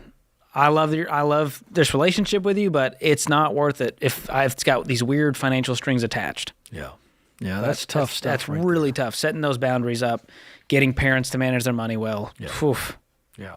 Let's go to Alyssa now in Sacramento, California. Alyssa, how can we help? Hi there. My name is Alyssa. Thanks for having me on the show. You Just bet. wanted to ask you a question regarding my husband and I. We just found out that we're 8 weeks pregnant with our first child. Yay! Yeah, it's unexpected, but it's a joyful blessing. I wanted to see if our goal was to purchase a house. Wanted to see if we could still do that while preparing for a baby financially, as well as living on one income potentially. Okay, so where are you guys at financially? Do you have any debt? No debt. Do you have an And emergency we have fund? 6 months saved. Awesome. Yep, 6 What months. about down payment? Down payment, I have $500. $500? So basically, we put it $500 because we put it on hold while my husband finishes student teaching, where he's teaching full time for free to get his credential, which he should have at the end of June. Okay. So what is the goal for down payment and house purchase? So our goal was to because we think that we could do fine with a 3 months emergency fund because we never use it. We plan to build up 6 months, which we did. Then basically to get through this period without using our emergency fund, which we've done by living frugally, and then take 3 months of our emergency fund and make it actually into a down payment fund. Add it to the down payment fund and just have a 3-month emergency fund, and then that would give us $8,000. Now you're in California. I assume this house is going to be very expensive. So if we had, I don't know if you guys, I hear sometimes you guys allow people to do like 5 to 10% down on their first house. So 20,000 would be 5% down. And so if I'm doing like side jobs or something. What's your household income with that one income? With the one income, it's probably going to be $55,000 a year. This is a nightmare looking for a place to happen. Okay. How much is this mortgage going to be? Well, we were thinking of getting a duplex where we could, that was our goal before the baby. No. And so, You're going to be a landlord with a newborn, with your neighbor next door knocking when the HVAC goes out? Yeah. I think we're trying to justify the home purchase in California, and the numbers just don't make sense. So here's what I'll tell you. I would focus on continuing to save the down payment. Let's have the baby. Let's see where we're at financially. The 5 to 10% is accurate, but it needs to be a quarter of your take-home pay or less on a 15-year fixed. And I'm guessing that changes the numbers drastically. Okay. To where now we need to find a condo in California that's way more affordable with more down payment just to make this work. And renting is not a bad thing to do, especially in this season of your life with the little one coming in. You guys, this is a fun new chapter. Let's adjust to that. As George said, keep saving. You guys are not going backwards by renting. Just be smart. Take Patience. Your time. Wow. Grasshopper. Yes. Good hour, George. Good times. Always fun to be with you, my friend. I want to thank James and our crew behind the glass that keep us going. I want to thank you, America, for listening. This is The Ramsey Show.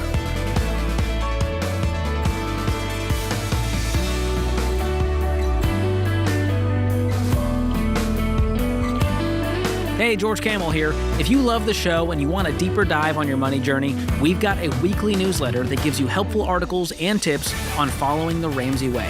Just go to RamseySolutions.com today to sign up for the newsletter. Again, that's RamseySolutions.com to sign up for our weekly newsletter.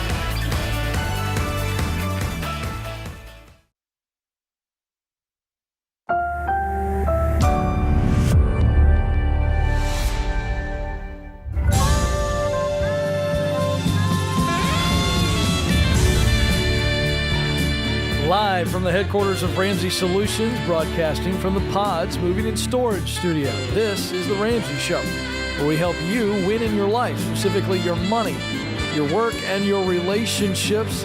The phone number to jump in is 888-825-5225. I'm Ken Coleman, joined by George Camel.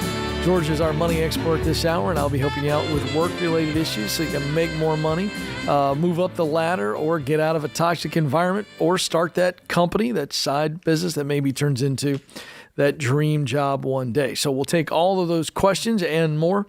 888-825-5225. Alejandro is joining us now in Las Vegas. How can we help? Hey, how's it going, guys? Good. How are you doing? Good, thank you. What's going on?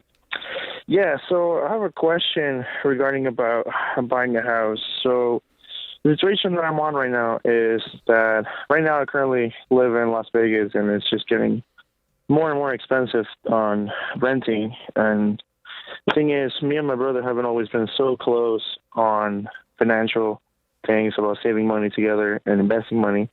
The thing is, he offered me to buy a house with him. So instead of me keeping renting an apartment here in Vegas, he offered me buying a house with him, and I will be paying the house with the mortgage for him at the same time. The situation I'm on is that I live with my girlfriend, and I asked her what she thinks about living with my brother, because it would be financially better, because he's really nice about their payments together, but I don't know how to talk to her more into it about buying a house, and that's my what question. was her reaction when you first threw it at her? She wasn't really happy about it, because that makes her think that we're not going to be really together when You're it comes not. to financial It's a horrible idea relationally. I'll let George weigh in on this. This is a new trend I'm seeing a lot of, George, with people sharing mortgages and trying to cut costs. And on paper, it seems to make a lot of sense. But just relationally, Alejandro, you need to listen to her. This is an awful idea. I mean, positively dreadful. And I'm going to speak as the guy who's been married a long time. Happy wife, happy life, and this is like this is foundational, like marriage 101. This is just a dreadful idea. I can't think of a more awkward situation that I could put myself in than buying a house with my brother and having my girlfriend move in, and then who's paying who and who owns what, who's the landlord around here, someone needs to fix that toilet. Yeah, who's vacuuming, who's putting the dishes up. I mean, it's just an absolute relationship and financial nightmare. And I get the heart behind it, Alejandro. Life's expensive. Yeah. You choose to live in a high cost of living area, and it comes with the territory. Rent goes up, and you go, hey, on paper, this is going to be way better for all of us. What's really going to happen is it's going to destroy the relationship with your brother, and you're probably going to end up single within 6 months. Yeah. Those are the calls we get. I'm waiting. We're going to get a call this week, and someone's going to go, I bought a house with my brother, and it was a nightmare, and now my girlfriend wants to move out and break up with me. Yeah. Now, Alejandro, George is right, but on the other side of this is just patience, which isn't fun. Mm-hmm. But you got to wait. You can't have it all at the same time. And I think we've got a younger generation, and I'm just trying to be really honest with you here. Mm-hmm. We want things that we just can't afford right now, and we don't want to wait, so we try to come up with a life hack. And buying the house with your brother is a life hack that will hack your life up. What happens when you two want to get married, and now you got to move out, but he can't afford the mortgage payment? Exactly, yeah. What happens when he wants to move out? Now you're on the hook because you co-signed. True. You see all the precarious situations? Have we scared you enough? Yeah, you did. I don't want to be the boogeyman here, but on the other side, I'm not a fan of people cohabitating together before marriage. And if you do want to buy a house with her, do it once you guys are married. Is that on the horizon for you too? It is right now. It's just, like I mentioned earlier, she's not really like the person who likes talking about money too much. So for me, I do see myself being with her for a long time, but I don't know really how. I'm getting mixed signals here. I am too. How long you been dating this girl? For 2 years. 2 years? What are you waiting on? But you don't see a future with her currently because of the money values? It's just, the thing is, I talked to her about money and stuff, trying to getting to like the steps and all the baby steps, and I'm doing it with her, but we're not sharing money because we both she's still my girlfriend. I don't want to. No, that's smart. But is she on board with this money direction that you want to go? Not really, dude. You got to dump her. No, I'm as serious as I can be. You guys have been together for 2 years, and you can't get her to see this vision. I mean, what are we waiting on? Go find some gal who loves you and who is on the same page with you financially. This will rip your marriage apart eventually, and I just don't understand why you would stay in it. This is a pretty big deal. Yeah, I know it's terrible, and I'm not trying to be glib. We just crushed Alejandro's dreams. He was excited to get a house, and now we didn't his crush life is in shambles, Ken. I disagree. We did not crush his dreams. We saved you from nightmares. There we go. I like that version. Why? Listen, George, help me out here. What does the data say? What's the number one cause of divorce? I mean, money fights and money problems is up there. How can you live a life of harmony in marriage when you do not see eye to eye on money? You can't. What happens is they go, well, you keep your stuff separate, I'll keep mine separate, and we'll just split the main bills and everything else. It's my business and your business. Yeah, that creates some intimacy real quick. Alejandro, push back on me. What's going to change? What's going to change to where she all of a sudden sees the light? What needs to happen for you to go, you know what? I care about you deeply. You may even love her, but you got to let her go. Would she go through FPU with you? If we gave you Financial Peace University, would she watch all 9 videos? Yes, I think she because I've been talking to her about it, and then she's like the part of person that's like, yeah, let's do it, but at the same time she just forgets about it the week after, and I'm really trying to get her more into it. I don't think she's forgetting about it. But I tell you this, George, you're much nicer than me. I think we give them Financial Peace University. I want to give love a shot, Ken. I do too. But listen, if she won't go through this with you and she won't take it seriously, you got to dump her. That's a big red flag. And Alejandro, you're going to be a homeowner, but you're going to do it the right way. We're going to have patience, out of debt, full emergency fund, good down payment save, 15-year fixed rate mortgage that we can afford. Then we're ready to be homeowners. Until then, it's a cool dream, and I want that for you. But man, doing it the wrong way will cost you way more than the patience it takes to buy a house the right way. Yeah. And for everybody out there, I love love, but I can tell you, I can see the signs when it's time to cut the bait. I mean, at some point you got to make a decision. Should you stay or should you go? I'll give her financial peace after the class. If she doesn't do it, George, breaking up with her. Cut it out. Hang on the line, Alejandro. Austin will pick up. We'll get you Financial Peace University. Wishing you the best of luck, my friend. And true love. This is The Ramsey Show.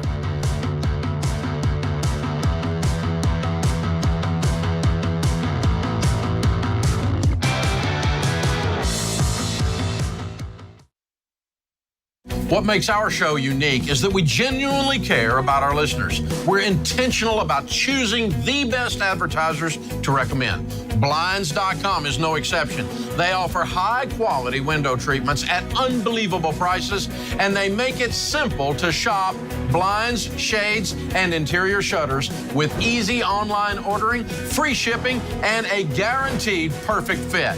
Go to Blinds.com and take advantage of this week's special savings.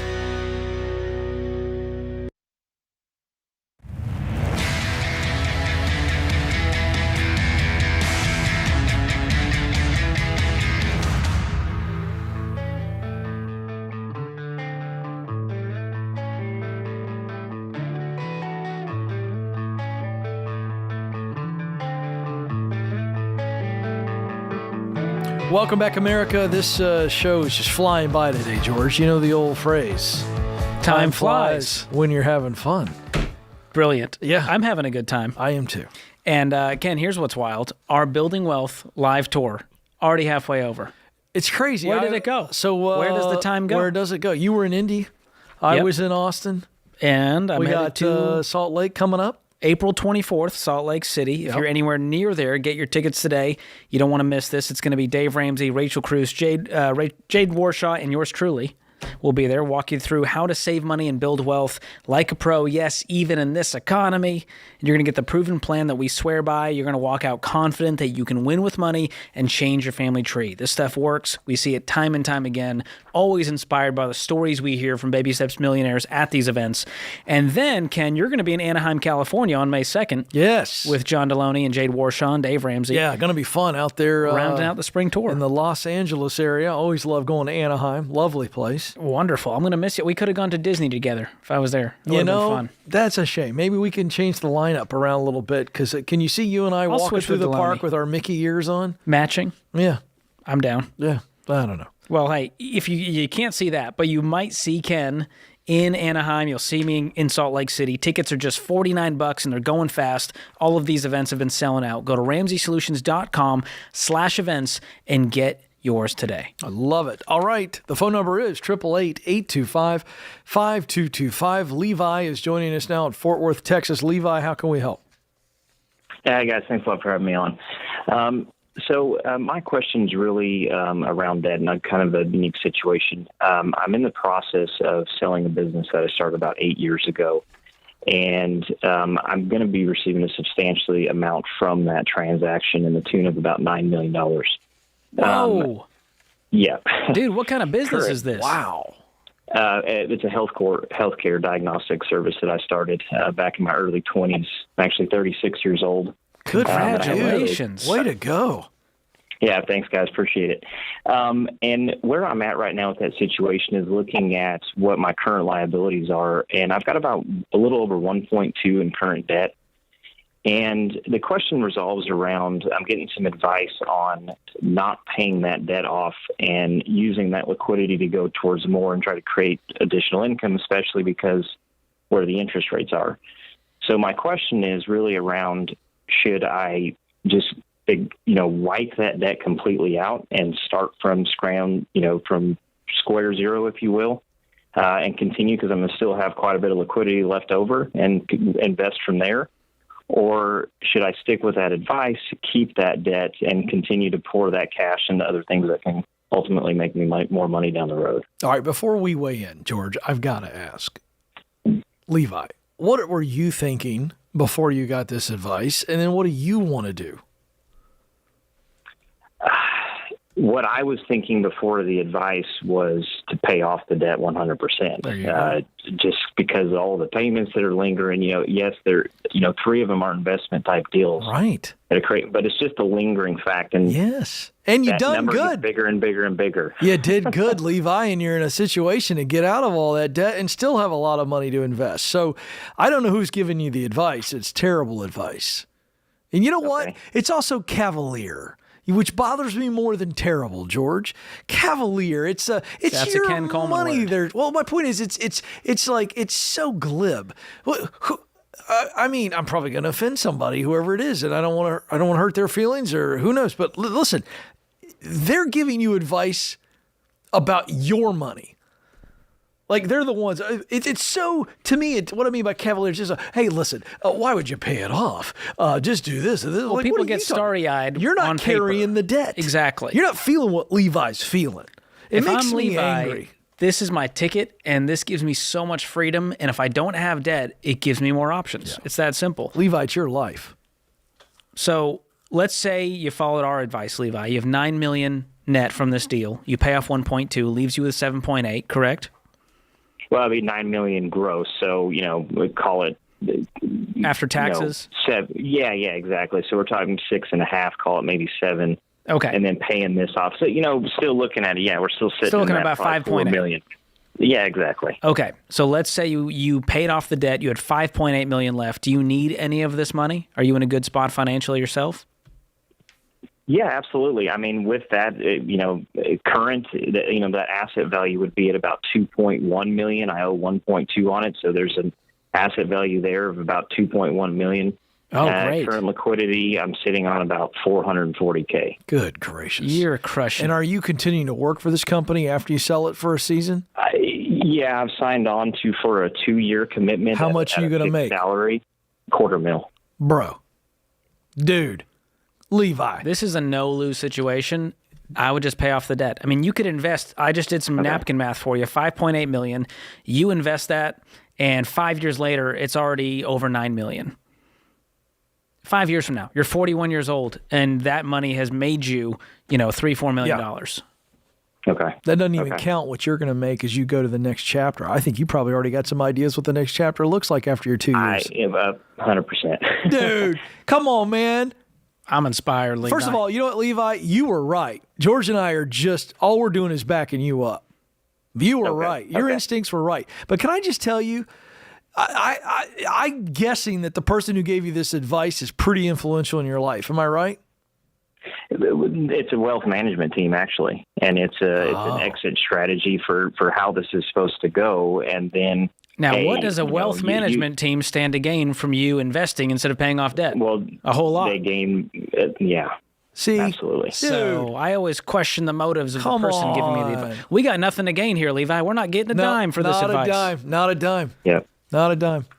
But you can be outrageously generous. We'll give you Ken's Venmo after this. That's right. Or, stop by Nashville and you can take George and I out for a bourbon. Who knows? I mean, if Dave Ramsey was sitting here himself, the man runs this business debt-free. We just finished an event center up the hill here, millions and millions of dollars, all in cash.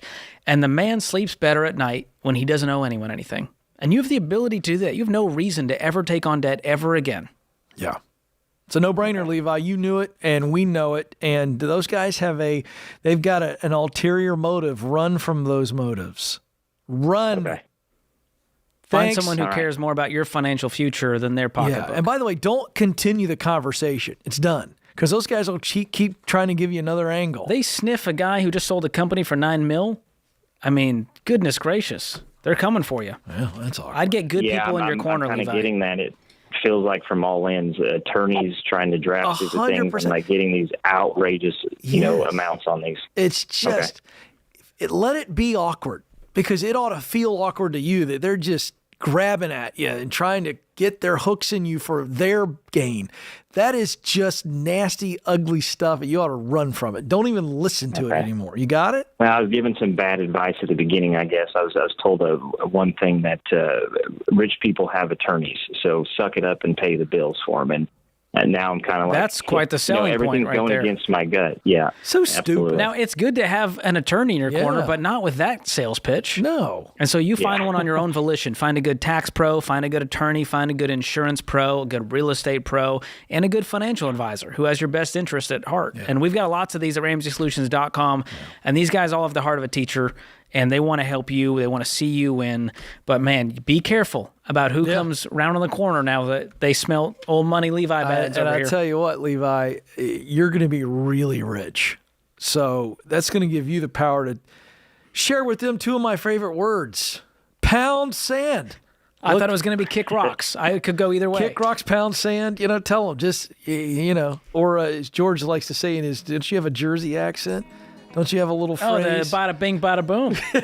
That's what you were digging for. Get out of here. Get out of here. That's what I was looking. See, you do it better than I do. Hey, I'm from Boston, so I'm closer. Give me a Boston, get out of here. Get out of here. There it is. See, that's what Levi. There's your new phrase, Levi. What an inspiration. Yeah, how about this guy? What are we doing out here, Ken? I don't know. I gotta start a healthcare company, apparently. That's the last thing you should do.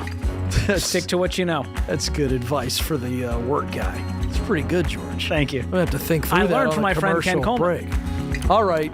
George and I are going to come up with a new scheme, a new company to launch over the break. We'll be right back. This is The Ramsey Show.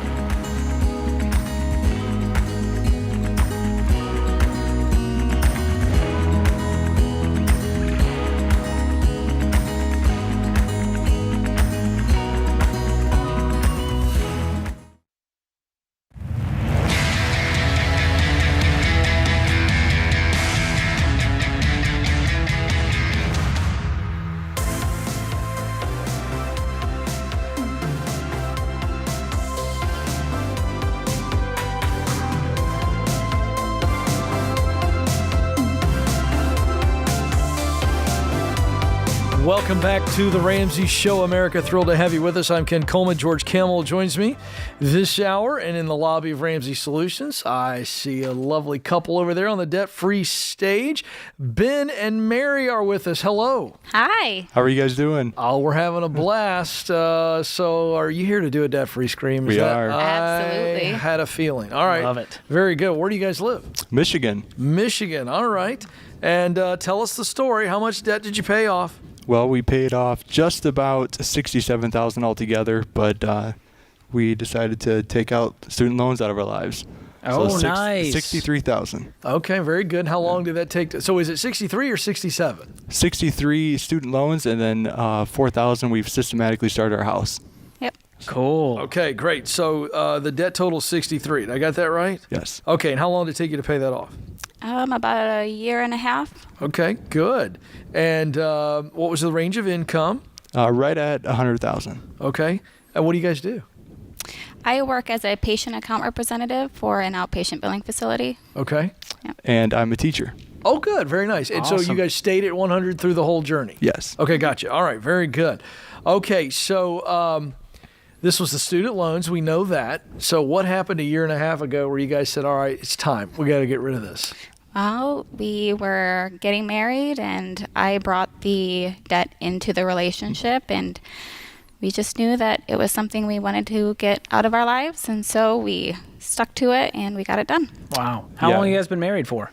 Almost 2 years. Oh, so this is as soon as you guys got married. Mm-hmm. Yes, when we got back from the honeymoon, we wrote a check to get her Perkins loans out, and that was about $2,000, and then continued on after that. Wow. So, Ben, did you come into the marriage with any debt? No.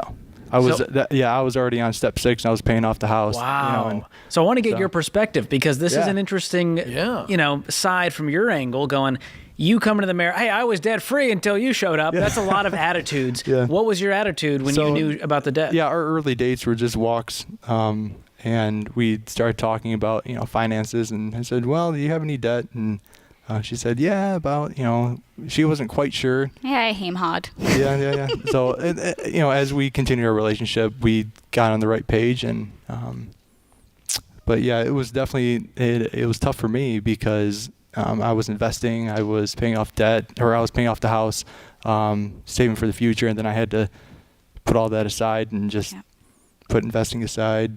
But she was worth it. You went, hey, Yes. I'm happy to take a Yes, step she backwards was. if it means being with you for the rest of my life. Well, yeah, you were in, because if I hear the story right, if I'm paying attention, maybe I wasn't. You came in and said to Ben, all right, let's get rid of this. Well, yes, because morally, I felt like since I took the debt, it was Right. my responsibility to pay back. So, Ben, you didn't have to really convince her of anything. You just went, all right, I'm going to marry this gal. I want to support you in this, and we're going to do this together. Yes, Yep. definitely. Good for you. Yeah, that was the whole student loan thing was tough. Especially we were right about $10,000 when the whole we're going to pay off your loan. So my goodness. Yeah. So Will I got, there, won't they? Yeah. So it was funny because I said, well, sweetheart, we could, just see what happens and save the $10,000 and just put it in a savings account. And you said no. And We're said so no. close. Let's keep so going. then, Yep. Aren't you glad you did? Yes. I wanted to be able to say that we did it.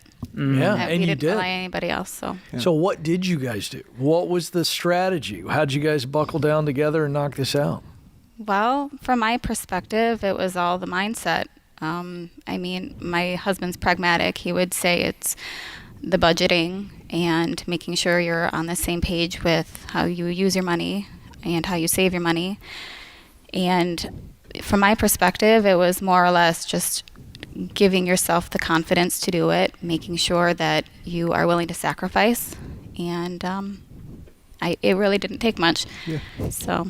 Yeah, and God's good, so tithing is huge. Tithing is the first thing that we do. Yeah, every month, and we found out that as long as we were good stewards, God always gave us opportunities to work.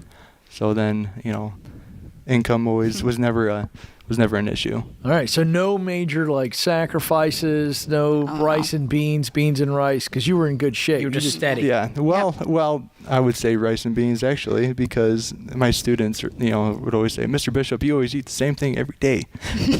What did you eat? What was it? Well, I mean, it was usually, I'm a hunter, so I get, venison, and it's always a venison, Kills and drags at home, Ken. Yes, what are you doing? What are you doing? I have three in the freezer right now anyway, but it's, I get cold oven roasted turkey in a little plastic container. This guy's going out and shooting an animal. That's impressive. Dragging it home. Yes. Hey, that's one way to, sacrifice and budget on the journey, though. Yes. Yeah. I haven't heard that one come up, Ken. How'd you guys save money? Well, I ate a lot of venison. there it is. Yes. Yes. And just being content, Yes. with just each other. Our 1 year anniversary, we went camping, and When you it said was your good. dates were going on walks, which I think is very romantic and budget friendly. Yeah. There you go. Yeah, you just got to have a good pair of shoes. That's right. Yeah, absolutely. So All how- right, so who are you? Oh, go ahead, George. I was going to ask about the cheerleaders along the way. Was where I was going. Was this just you two, or were there other people involved cheering you on? Well, I would say that within my immediate family, I'm one of the first to really buckle down and pay off my debt, because my family, I was raised in an environment of scarcity, and so debt was normal, and we all anticipated we would be paying debt off until we died. So it was pretty emotional to be one of the first to say I paid off $60,000, and I would say that, I feel like I did a good thing. You did. How did your family react when you told them this? I think they were a little shocked. Yes. Yeah. You think it caught on? Yeah, actually, I have a couple of siblings that are actually starting the Dave Ramsey process also. Oh, that's incredible. Well, that's Well, fun. you changed your family tree and you inspired family along the way. Yeah. I love that. Wow. So you talked about mindset. Mary, that was your answer. So the question we usually ask is, what's the key? If people are listening in right now. So Ben, I'll give you a chance. Your wife predicted what you would say. Is it going to be what you're saying? Yes. Yeah. It's sticking to the budget. Yeah. Well, and it's getting on a budget that we both agree with. Yeah. Did you guys do that pretty easily? Get on the same page as far as the budget, or did you have to kind of figure it out for a while? Well, when we were dating, Ben was very transparent about how he budgeted and how he saved, and the money he saved for the month he used for the next month. And so it really fell into place. I didn't have any qualms about him being the guiding factor in our financial life at all. I love that. I would point out, George, that Mary just dropped a great word. She's the wife Qualms. of a teacher. You don't hear qualms very often, folks. Americans would do well to pick that word up and drop it in. In fact, a little bonus here. One time this week, for those that are listening and watching, drop qualms in this week and watch the benefit I'd be of impressed. that. It's a very good word. I wish I had used it. I wish I had said, "Did you have any qualms?" Yes. But you beat me to it. No, that's really great. What a sharp Really couple. fun. What do you teach? Before we do the screen, what do you teach? U.S. history. Oh, your favorite time period then. Yes. What would you say? What's your favorite period of history? Man, I don't think I have one. Really, I just Really? I love the whole thing. The whole, Yeah. The whole thing. just the whole thing, George. Are we talking BC? No. You I mean, teach history US goes way back. Yes. We gotta differentiate. Primarily U.S. history. Yeah, I'd say 20th century. But There you go. All right. We got an answer out of him. All right. You guys ready to do this? Before we do this, get ready to get warmed up. We've got two things for you. We've got Dave Ramsey's Total Money Makeover as a gift to you to give to somebody else. And then Baby Steps Millionaire, Dave's latest book, which is really your journey. You guys are on your way, and it's so very exciting to see that. It'll be another teacher, George. Oh, yeah. In the ranks of a Baby Step And we've Millionaire. got Financial Peace University. Thank you for reminding me of that, George. Maybe you can kick off your family's journey to help them along the way. There you go. I hope so. All right. Well, there it is. All right, let's do this. We've got Ben and Mary. They paid off $63,000 in a year and a half, making $100,000. They hail from the great state of Michigan. Ben and Mary, take it away. Let's hear your debt-free screen. 3, 2, 1. We're debt-free! Yes, they are, George. There it is. How about that? Wow. We A love teacher- to see it. A teacher, One of the top 3 careers for millionaires. That's exactly right. It's fun to see. You know what's great, too, is a young couple. I mean, their whole life ahead of them. They've still got, joy and hope and energy. It's a beautiful thing. I love how you drop the energy in there. I mean, they've got it. They really do. Well, that comes from freedom and hope about their future, a true vision. Great stuff. Thanks, Ben and Mary, for sharing your story. Don't move. More of your calls coming up right here on The Ramsey Show.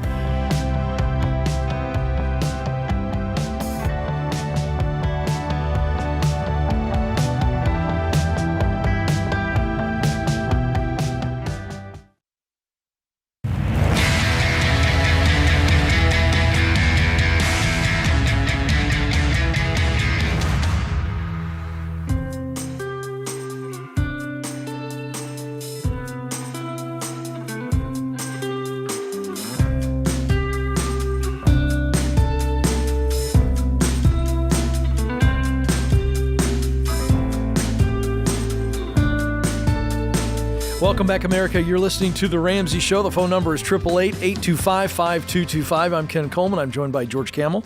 We're here for you this hour. Our scripture today is Proverbs 18:22. He who finds a wife finds a good thing and obtains favor from the Lord. Amen. You know, this is true in both of our cases. As a matter of fact, we were walking out of church yesterday, James, and who do I see in front of us? George and Whitney. The Camels. The Camels were there, and we stopped, and our wives were talking, and at that point, we both looked at each other, and we knew what we were thinking. We knew. We Jackpot. hit the jackpot with Whitney and Stacy, two great women. Sweet. Our quote comes from Mark Twain. By the way, bonus points. Do you know his real life name? That's his I don't pen have it name. memorized. Samuel Clemens. That's it. I just watched the Mark Twain Prize. Yeah, the Mark Twain for Adam Sandler last night. Yeah. Oh, I haven't on TV. seen that. 2-hour special. Oh, I love me some Sandler. That's fantastic. Prize for American humor and comedy. Very nice. Back to the quote, Mark Twain, otherwise known as Samuel Clemens. This is in honor of Ben, our debt-free screamer, who's a history guy. He's a history teacher. I felt I had to throw it out there. Here's the quote. We'll never get there, folks. Here it is. What would men be without women? Scarce, sir. Mighty scarce. That's good. For some of you, it'll hit you at 11 o'clock tonight. Slow burn on that one. We should talk like that. I love Mark Twain quotes. Like no, but it's just like when somebody asks a question, if somebody says, George, what do I do with all my credit card debt versus my student loans? And you should say, use the debt snowball, sir. Like that would be really funny if we went back into the pages of history. I'll try it on our next call. Let's see. Okay, now is this Angel or Angel? Angel. See, I was trying to guess close. these names. Angel's on the line in McAllen, Texas. Angel, how can we help? Hey, how's it going, guys? How y'all doing? We're having a blast. How can we help? My question was a mortgage question, actually. Back in 2021, I got my first home.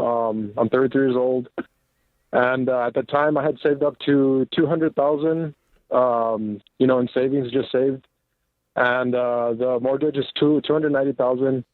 So I was ready for it, and I went in kind of aggressively on it, and I went in, I put in $100,000 down. So, and then since then, I've just been going month to month, and now I'm around 185, a little under 186 left on it. And since then I've built myself back up, my savings back up to 200,000. Whoa! So I'm kind of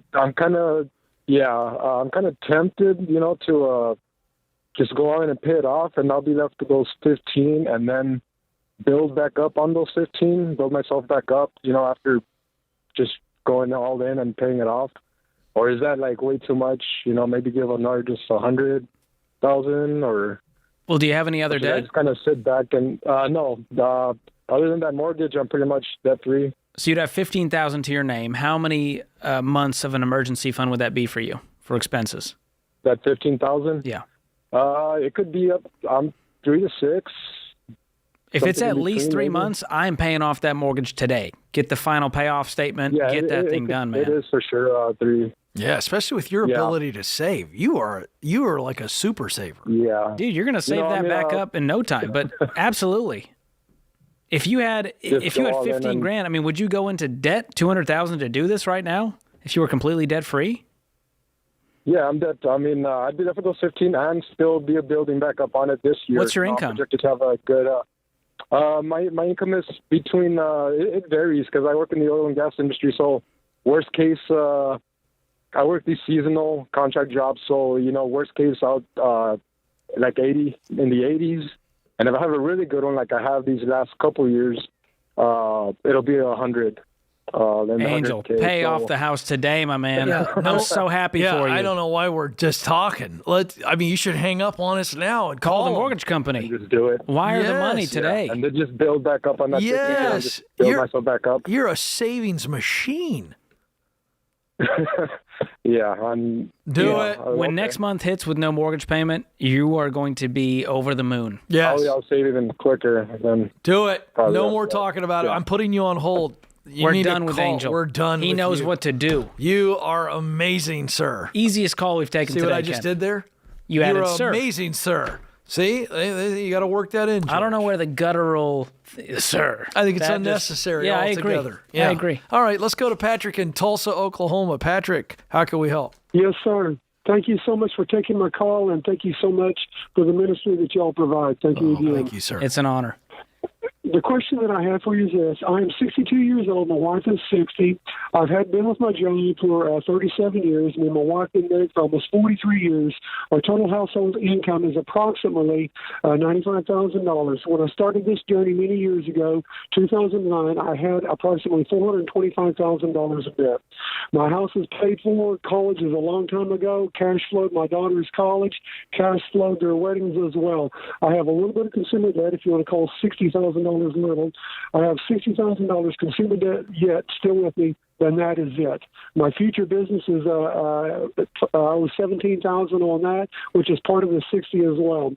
What I want to do when I do finally retire from that is I want to raise cattle. I've got approximately 140 acres out there, and so my question is this: do I go ahead and start investing now? And since the house is paid for and college, all those other baby steps are done, except for the $60,000 of consumer debt, and kind of consider that my house to pay it on it, or do I go ahead and ride this thing all the way out and knock out the consumer debt, then start paying it? The way that I figure it'll be probably 3 years, which will throw me at 65 years of age by the time everything is completely done. I am paying off the debt. I wouldn't invest a dime until you got all that consumer debt paid off.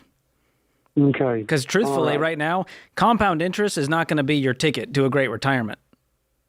Is starting investing in your 60s. What is going to be helpful is lowering all of your expenses and having no debt payments whatsoever, including a mortgage payment, and then just saving up ferociously once all that consumer debt's paid off. Okay. I've already got a little bit in my 401 and my Roth, a little over $100,000 in that. Plus, I have a pension plan as well with the company that I've been with of approximately 26 years to add on top of that. But I don't know how to calculate my pension and my retirement and my total net value, net worth on that, because they will not let me roll it to a 401k. They will not let me do any of that stuff. So I wouldn't count the pension in the net worth. But right now what you're looking at is how do we limit our expenses and cover everything on a budget with what our retirement looks like, with the pension, with the 401k. But again, you'll have no payments by then. And you may need to work a little bit longer. Are you guys in good health? Can you work from 65 to 68, 69? Oh, yes, very easy, very easy. Yes, no medicines, none of that stuff. Yeah, good shape. Okay, you can still retire with dignity, but I would not try to do a bunch of things at once, investing a little bit, trying to pay off the debt a little bit.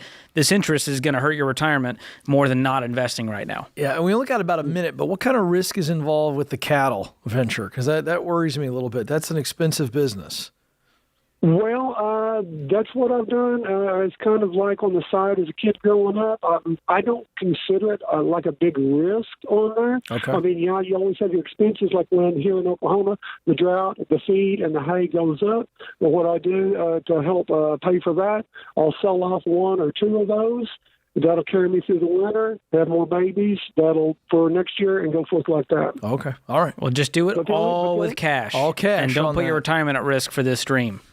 Yeah, I think there's so much going on there. I mean, him laying it out. It's like simple is the play going forward.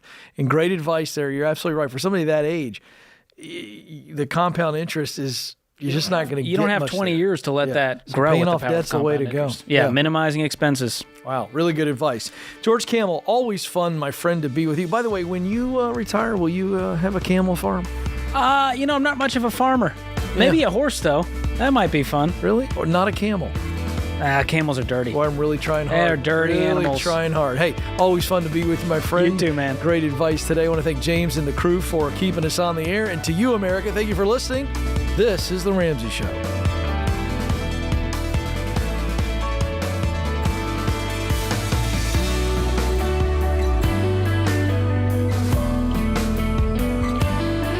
Hey, it's Ken. If you like what you heard in this episode and want to know more about getting started on the Ramsey baby steps, go to RamseySolutions.com and click on the Get Started button. We'll help you figure out the best next step for you based on your specific situation. Again, that's RamseySolutions.com and click Get Started.